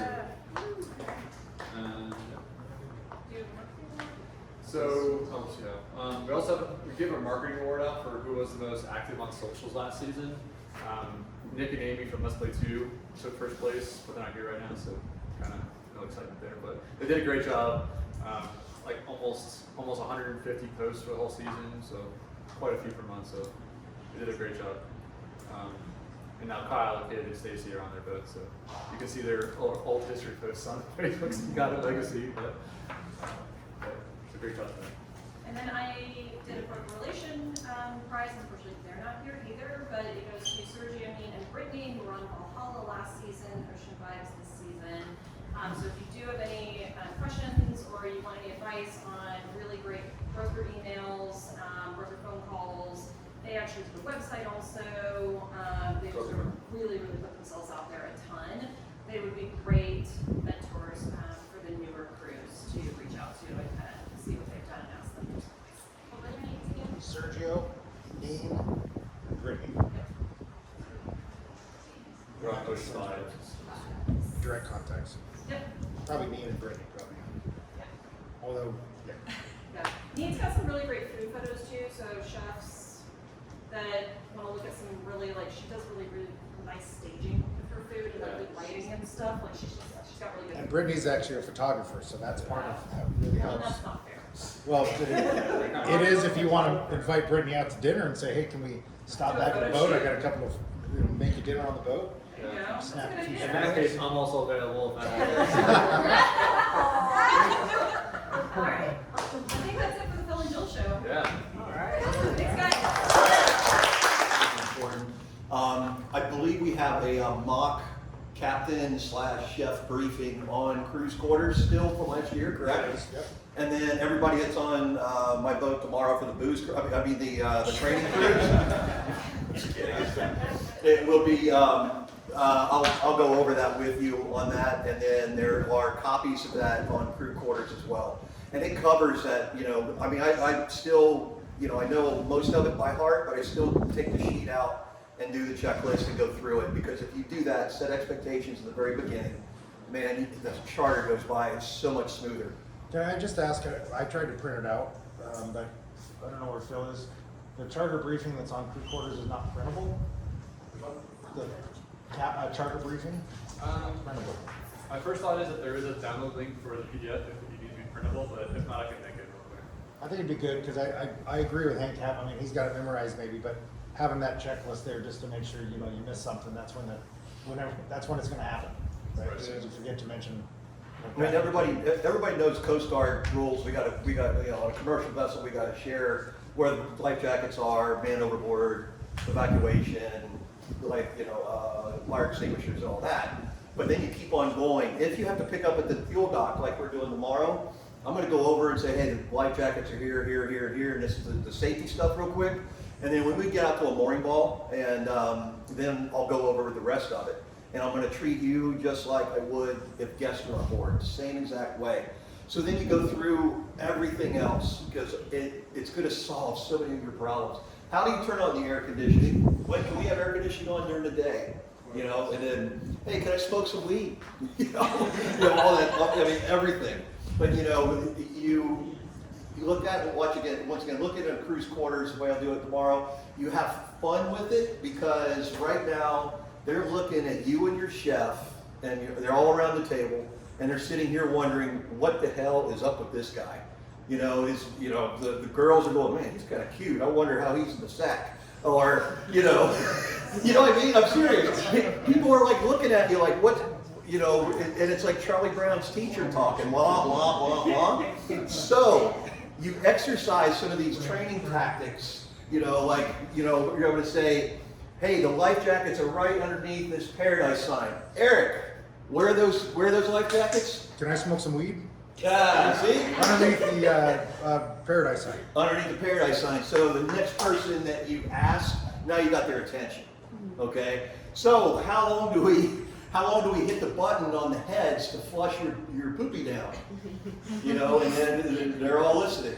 And that's a whole classic one. You be funny on the head one.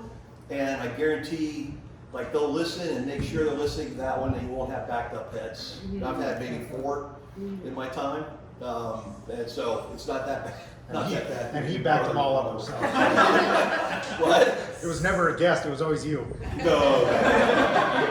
But no, that is important. And then I know we're missing one thing that I hand wrote on mine, is when they're out, when the guests are out and they're shopping for souvenirs, or they're at a bar, or whatever, make sure we teach them local culture that we are so, good at. It's a good morning, good afternoon, good night, good night. Let them know, because we want them to be polite. This is our island, and we want, it's a lot more welcoming by local people if they're also practicing that culture, which I think is great. It's one of the things I love about this island. Walk into a doctor's office and everybody goes, good morning. I mean, it's like really, really cool. I don't know if you all knew that doesn't live here.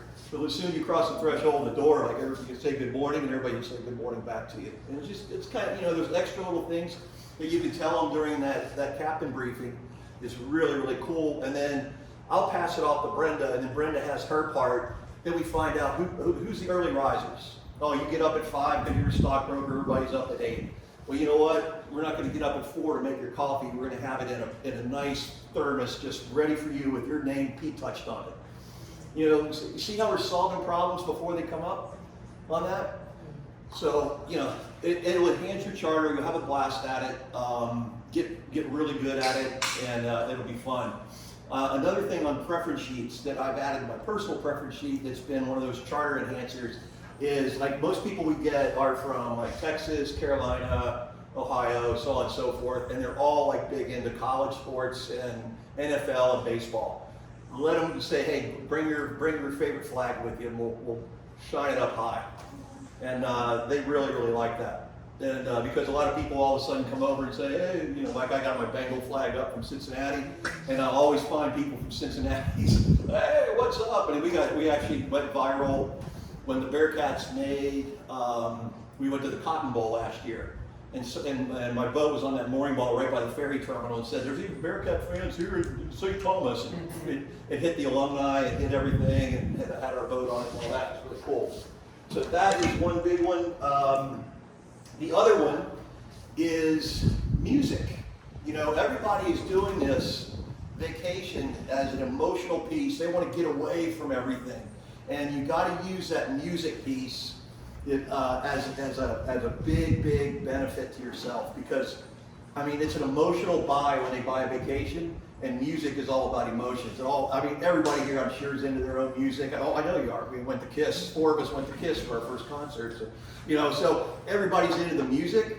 So what I've done over the years, especially when I was doing the loop over and over and over again in the BBI, I literally had it almost choreographed to where I was going, and the music, my playlist would play certain songs. So I want to share some of that with you.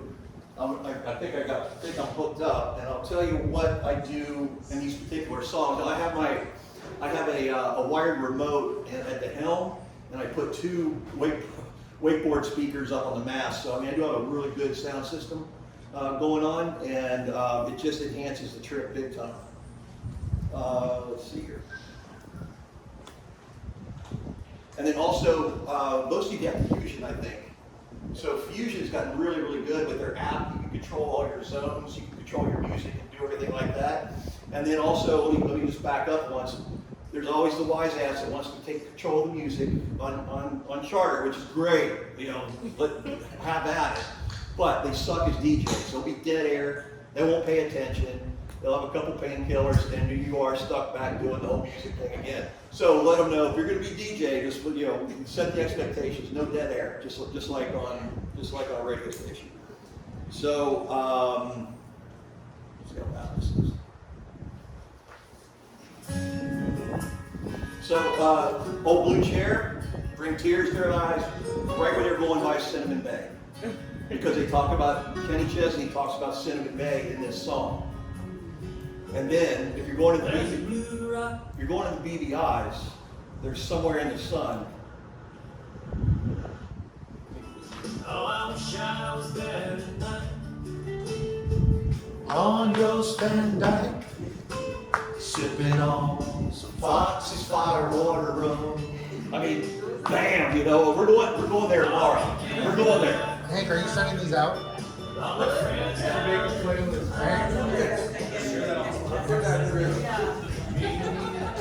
Hank, are you sending these out? Yeah. We're going to send them out.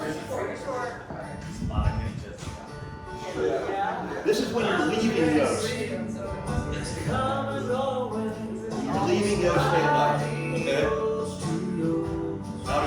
Yost. So you're sailing out of White Bay, going to Keneal, you're gonna check back in, and you play this, and people are looking like, what's going on here? This is weird. You know, and like I said, the emotions are happening. Here's some other ones. I think you can probably guess what these are for.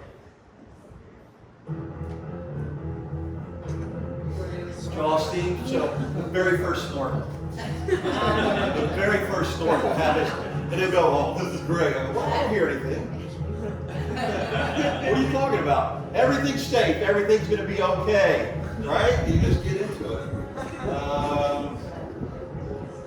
The very first time when you put the sails up and you turn the motors off. Right? So come sail away, and then it gets rocking out. It's like, now here's where it goes.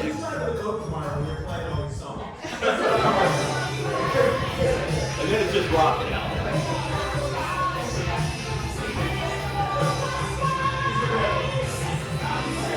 Okay, then you got the lovers. You got the lovers, they're kind of, you know, two couples or whatever. You got a 4-pack and they're making out in the front of the boat. And then you just simply hit this. Theme song from Love Boat.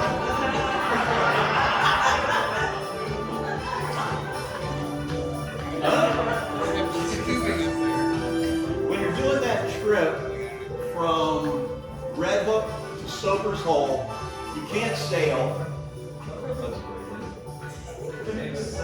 It just makes you smile. But when you're going into the wind, going up to Soper's Hole, a little against the wind. When you're driving, it's splashing, the thing's banging away, and then the storm comes out. Find out when this is a doozy.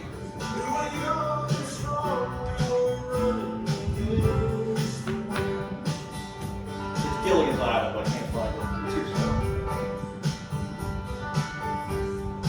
Oh, let me go back to snorkeling. You always see one of these. A barracuda. Right? There's always that barracuda and everybody's freaking out like, oh, Hank, there's a barracuda, I don't want to go in the water. Bam, you put barracuda on. And if you really want to go, like Jimmy Buffett's got a song called My Barracuda, it's a little slower.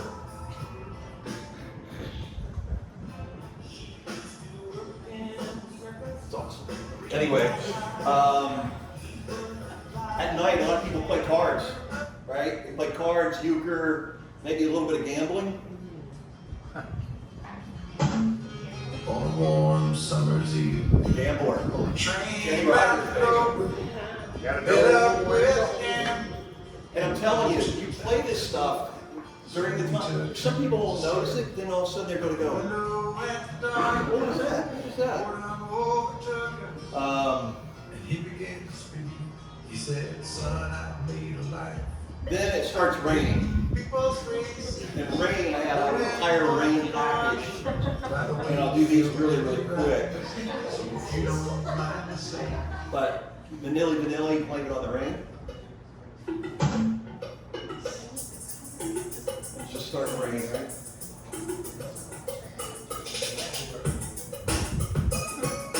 It's kind of hot. Cool. Yep.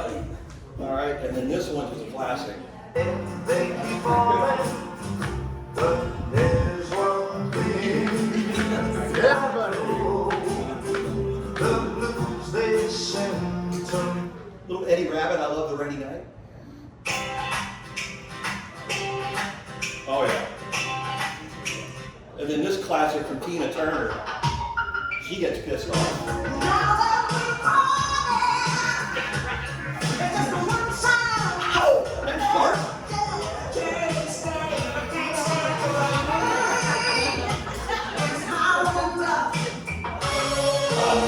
So good. And then all of a sudden, the rain clears. And then the rain's clear, and here you are. Everybody know this one? I can Let's all sing it together. The rain is gone. I'm telling you, this works.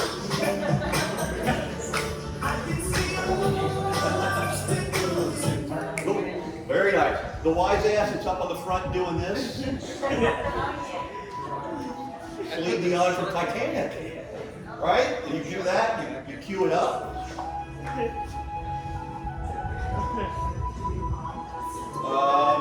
How about the wobbly person that never, ever was on an SUP? They're kind of out there, they're like, they're sticking a paddle in and they're doing this kind of stuff. And then you hit this.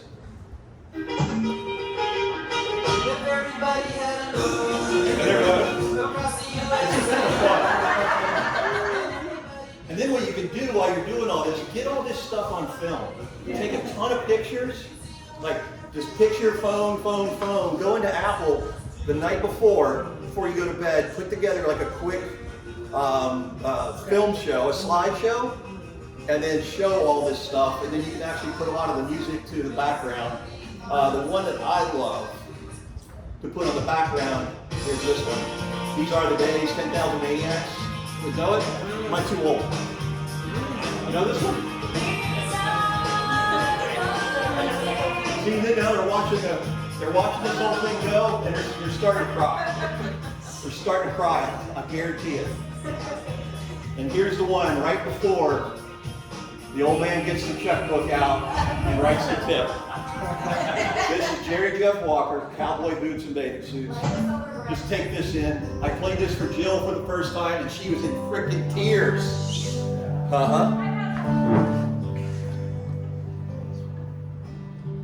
We've been here a week or so. Now it's finally time to go. Can't believe how quickly time has flown.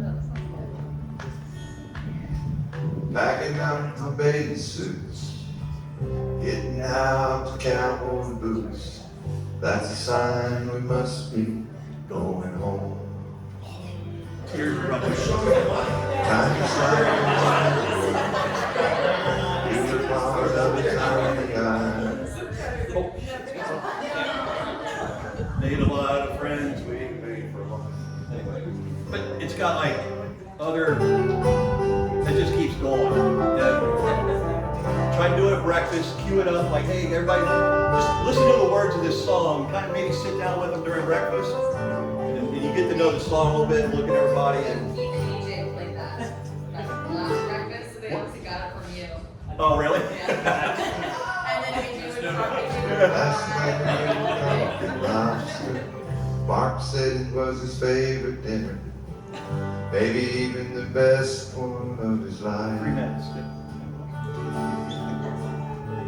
Dining underneath the stars, Chilean wine and Cuban cigars. Pretty cool, huh? Smiling in. Guys get my point? Yeah. Use that music to your benefit. It is absolutely amazing. And he got real quiet. He said, you know, well, I worked hard all my life. Made a lot of dough. I don't think it's incredible down here. Here it is. I mean the warmth and love of the people here. No crime, no hate, no fear. I don't think I'm ready for that world waiting for me back there. One more. And then when you get to the dock, the final song. Bomba-dee-da, bomba-dee-da, bomba-dee-da, bomba-dee-da,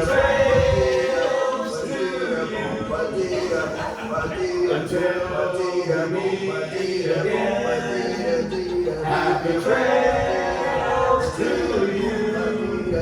And see, you're happy because you got a big fat check, you got friends for life, and you had a great charter. So, hopefully you guys can rock with that, all right? So, once again, you know, the importance of crew to us. When we make decisions, we ask ourselves, the first question is it good for the crew? The second question we ask is it good for our owners? And then lastly, we ask, is it good for our checkbook? So, because we believe that if you have happy crew, we'll have lots of charters and owners will be happy and will be money. So anyway, that is how we make decisions. Once again, last season was super disruptive. We did not spend enough time with our crews. Eric's going to talk about crew wellness here in a second. But this season we are restructuring our support services a little bit, and we want to introduce a new position called the crew ambassador. So before we dive into that, just for those who have been around with us or have worked for other management companies, what are some examples of support that you guys need more of? Does anybody have an example? We know them communication is always good. More communication? Isn't there like a VIPCA, like the signing up for the insurance? Maybe some help signing up with that? VIPCA? Okay. Signing up for VIPCA insurance, medical insurance, health insurance. There is a workshop on that, but I haven't really through it. It's in one of the PYM groups. Okay. Something I noticed as a new crew, just information about retirement plans or like how to manage that as an independent contractor. Like future taxes, that thing. Yeah, that's a good Tips are taxable if you declare them. You all declare them, right? Correct, fantastic. Mental awareness. Mental awareness, perfect. We're going to talk about that in a second here. What do you mean by that? Because we're all human and we all kind of have breakdowns, especially the stress of this environment. Even though it shouldn't be stressful, but it can be for your body, especially your brain, and you may not know all of these things that could happen to you physically until you're in the hospital. Yeah. She just said physical, mental health. Dealing with difficult clients. In some ways, we've kind of already started like building some relationships with other folks and just having a moment where you can sit and talk with one of the other captains or crew and go, what the? So I don't know if like establishing like some buddy relationship to be able to call out and go. You need a lot of rum. No, but I think kind of like establishing some. Like mentorship type? Yeah, just so, because we're all living exactly the same thing, and it really helps to hear somebody else go, oh my God, I just totally lost it last night. Yeah, make you feel like a normal person. Right, like Yeah. I lost it over not being able to find like some utensils. Okay, that's a good one. Also, like, just like better directions on like traveling down here. I found it pretty difficult on like what variant, like how to navigate down here with being down here after a long time or the first time down here. Perfect. And this is pretty easy. Grenada or Puerto Rico, a whole Yeah. different story. Okay. Keep them coming, and that's why we're having this conversation. I haven't really worked for a yacht management company like this before, but I have worked for bosses and stuff, and one of the things that was always hard for me was like, you know, when the boss is already having a bad day and having to tell him something, and then he like shoots the messenger. So I would say like with the people that you're working for, making it feel like we can come to you even if you're having a bad day, because we have to, you know, keep that line open. Well, I'm not allowed to have bad days. That's why I've got a wife and kids to take it out. Remember when he said he talks to me for 10 hours a week or 10 hours a week? That's about me. Maybe it's true. Group therapy. Therapy. Oh. What? We couldn't hear your point in the back.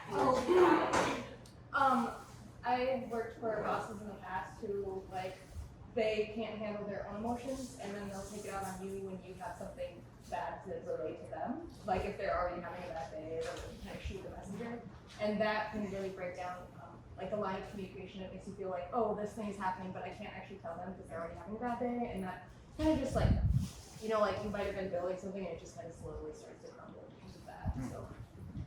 Well, I always want to know, even if it's just, I think I screwed up. And that is, I mean, that's what the management part of management is. I mean, a big part of our time goes into things that go wrong, kind of behind the scenes. So that's what we're doing. I feel like it'd be really nice to have like a collaborative document that stays for sort of different resources around the island, like where all the chefs can say, I get this elite thing at this store, or this one's my favorite, or whatnot, where it all stays there. The group chat's great, but it disappears eventually. You lose track of it, and then that time that you need the vanilla bean, you can't remember who it was. So extract it out of the information and put it somewhere equivalent. Yeah. So. I was just saying a lot of that's in group orders. But I do. Well, specific things, I know what she's saying, like, I spent yesterday going to 4 different locations to find vanilla. And vanilla bean was at Fruit Bowl, and they had it in the back, they had just got their delivery. Yeah, And so so that was a I, really great you know, thing. and you're really, that availability is not guaranteed. That'll change next week, yes. I know. So, the drive to the store. Still have to drive to 4 stores. Right. When you find it one time, it's like, that's you go to the store, and the next time, right. But it's also like, even that alone will be like enough information for somebody. It's a starting point. You know, sometimes you have to go to 4 stores. Yes. It's simplistic.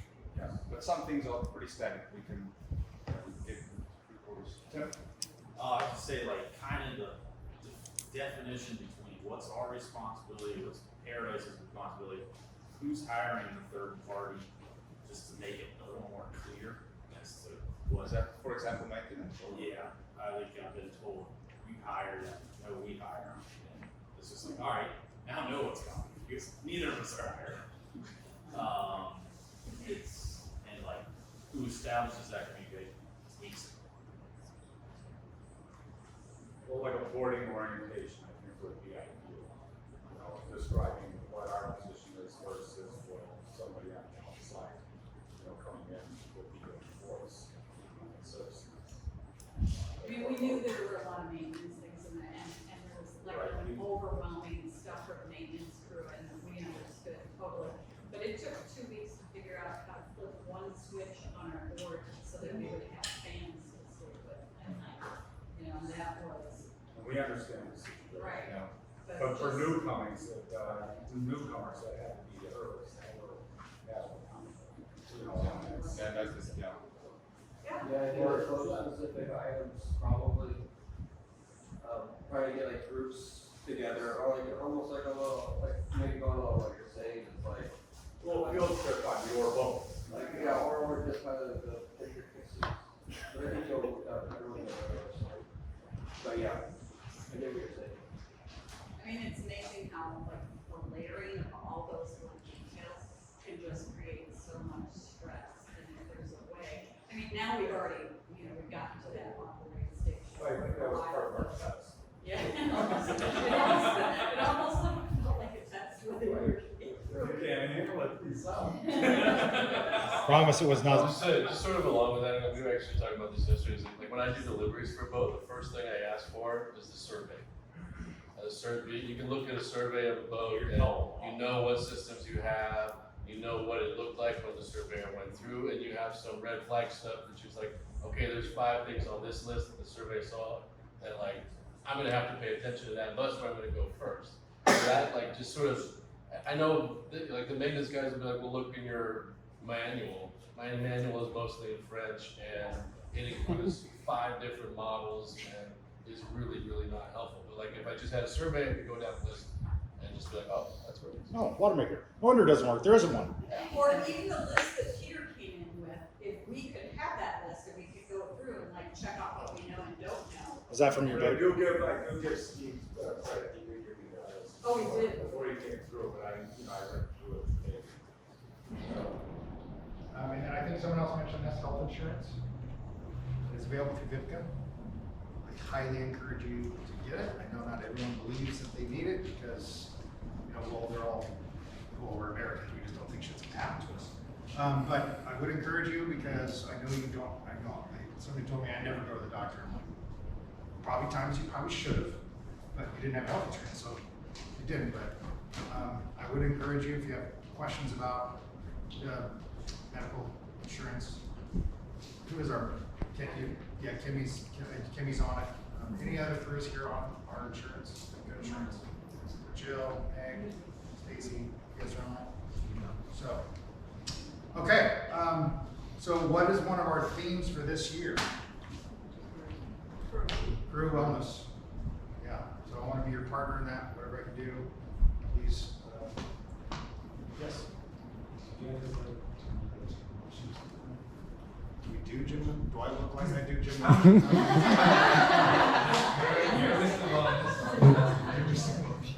I'm mentally good. Emotionally, I'm happy. I take medicine for that. But physically, I'm not good. So, only because those guys have you know, I don't know about the gym membership. I was gonna say, if you guys dock it a lot, just keep your access card, they'll let you use it. Hey guys, can we just one person at a time? Sorry. Go ahead.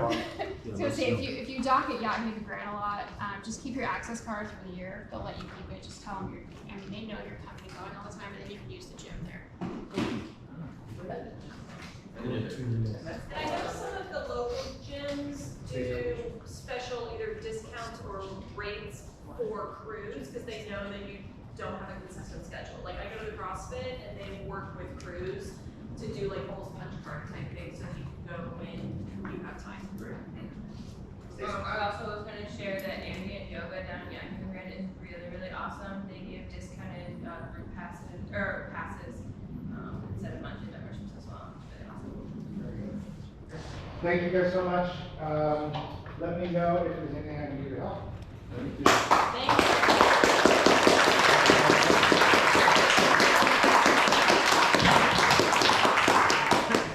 All right.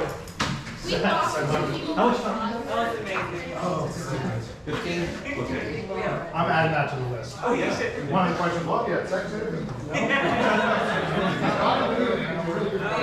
All right, that was great stuff. I was going to tell this really intense, long story, but I'll try to pack it into this little story, okay?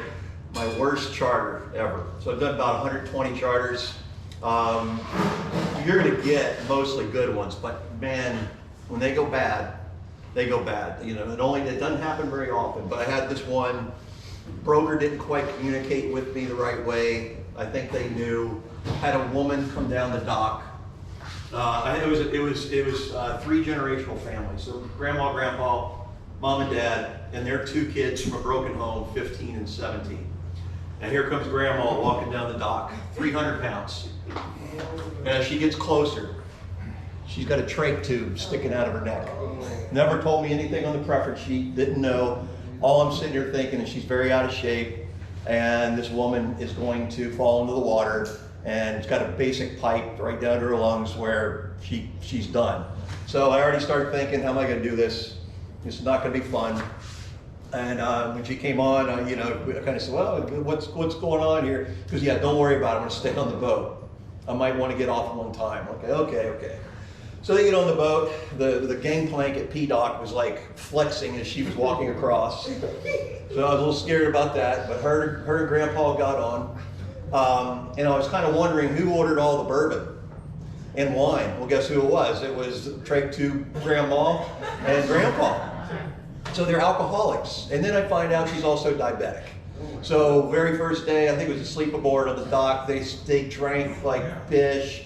The kids were kind of, they were asses. And then the mom and the dad, the dad just basically went to the bow. He was hiding from all of this because he knew this thing was set up to be a disaster.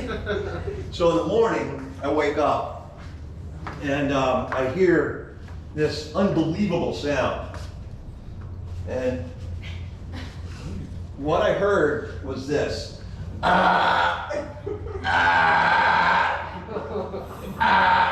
So this woman is sitting in my cockpit blowing her tube out. I had no idea what was going on, but so I go over and I'm looking around and she's got these little sun wipes sitting on the table. So I do whatever everybody else would do, kind of like, so I kind of pre-bus it. Oh no, honey, just keep those there. Don't worry about it. I'll take care of it. So this thing goes on. We get going. We get underway. I end up in the BVI at the Bass, and her pump went out.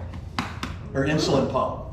So I went to, the old man was a bleeder, by the way. He was bumping into everything, bleed. You know, he was on blood thinners and drunk and all that. So that was that piece of it. But yeah, let me get to the meat of this one. go to the baths, and her pump was going out. She was staying on the boat. I bring everybody on a tour of the boat, and then I find out that she basically soiled all 12 of her panties. She pooped it herself because her insulin was going out and all this kind of stuff. My chef at the time, we're no longer together. Maybe it was because of that charter. I don't know. But no, it was problems there. It was not bad. It was one of those things we learned from. But anyway, yeah, but I mean, I ended up having some OxyClean on the boat because that's how I clean my lines. So she took some OxyClean and a Home Depot bucket and basically washed all the panties.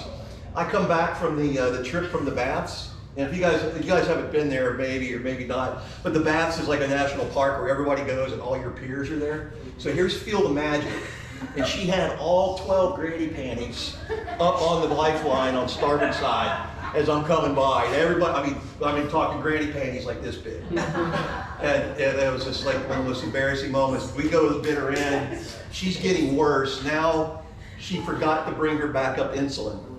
I had Steve's wife. This was 7 years ago. Remember that? I had Deb with the Walgreens to send needles over by the ferry. By this time, they go, oh, we want to go to Anegada, and Grandpa's pushing Anegada, and I'm like, Grandma's just about dead. The kids, her dad, or their dad was up on the front still. He was not having anything to do with it. Mom didn't give a shit. Yeah, can we go to Anegada? I go, you know what? I don't think that's gonna be the best idea. You know, I mean, your grandma's hurting, and sure enough, she didn't have any backup insulin. So I hightailed it over to Soper's Hole. I picked up the needles, rented a car with Grandpa, went into Road Town, got insulin over the counter from the pharmacy there, brought it back, injected her, and everything's fine. Now she's okay. And they still kind of wanted to go to Anegada. And I'm like, nah. We're eating at Soper's Hole. And we're going back to Keneal just in case you get sick. And that's that. It was awful, but kept cool. It was probably my #1 charter that I made the most tip on because I think they felt sorry for me. You know, but it was hellacious from every start to finish point. I would have probably, if looking back on it, I may have ended it a little quicker. You know, or just get back to the U.S. side or whatever. It was just that bad. But man, oh man, that was the one. But all the other ones, I've had I've had a time in my life. It's been one hell of a 10 years out here, and I know some of you are new, some of you have been around for a little bit, but it's going to be an incredible time. Carl and Nikki, you've been cranking away for a few years now. I mean, not that many bad ones I hear about like that, right? I say there's one a year, and even that's kind of like not all the way bad, but you're gonna have Not shitty one a season grandma that's diapers. not like your favorite charter ever. Yeah. And we've had one that was. But yeah, but so we're literally out there changing people's lives. I mean, I don't know if y'all been in the States lately, but it's pretty screwed up. I mean, it's divided. Not to get political, but it's pretty divided. There's a lot of wild stuff going on. We're literally taking people and changing their lives and sending them back to the States, making them that much better and that much more positive about the world. And that's what our company's doing. There's no manual how to create culture, but we are the culture. We're breathing culture. We have honor, integrity, seek knowledge, and have fun that the company was established upon, and we actually believe in those things. So if any of us have ever think we're full of crap and you want to call us out on the core values, anybody on the team, please do, so we can correct it and make sure you understand. And make sure that, you know, because we literally make every single decision and we ask, does it have honor, does it have integrity, are we seeking knowledge, are we having fun? Period, the end. Wake up, you have an attitude to choose, either being a shitty attitude or a great attitude. I'll go this way. I'd rather be in a great attitude than a shitty attitude. So if we can all live that way, holy shit, what a great time we're gonna have. So that's it on that. With that being said, I've got one more award to give out. This is an EDA award, and I would like TC to come up to the front.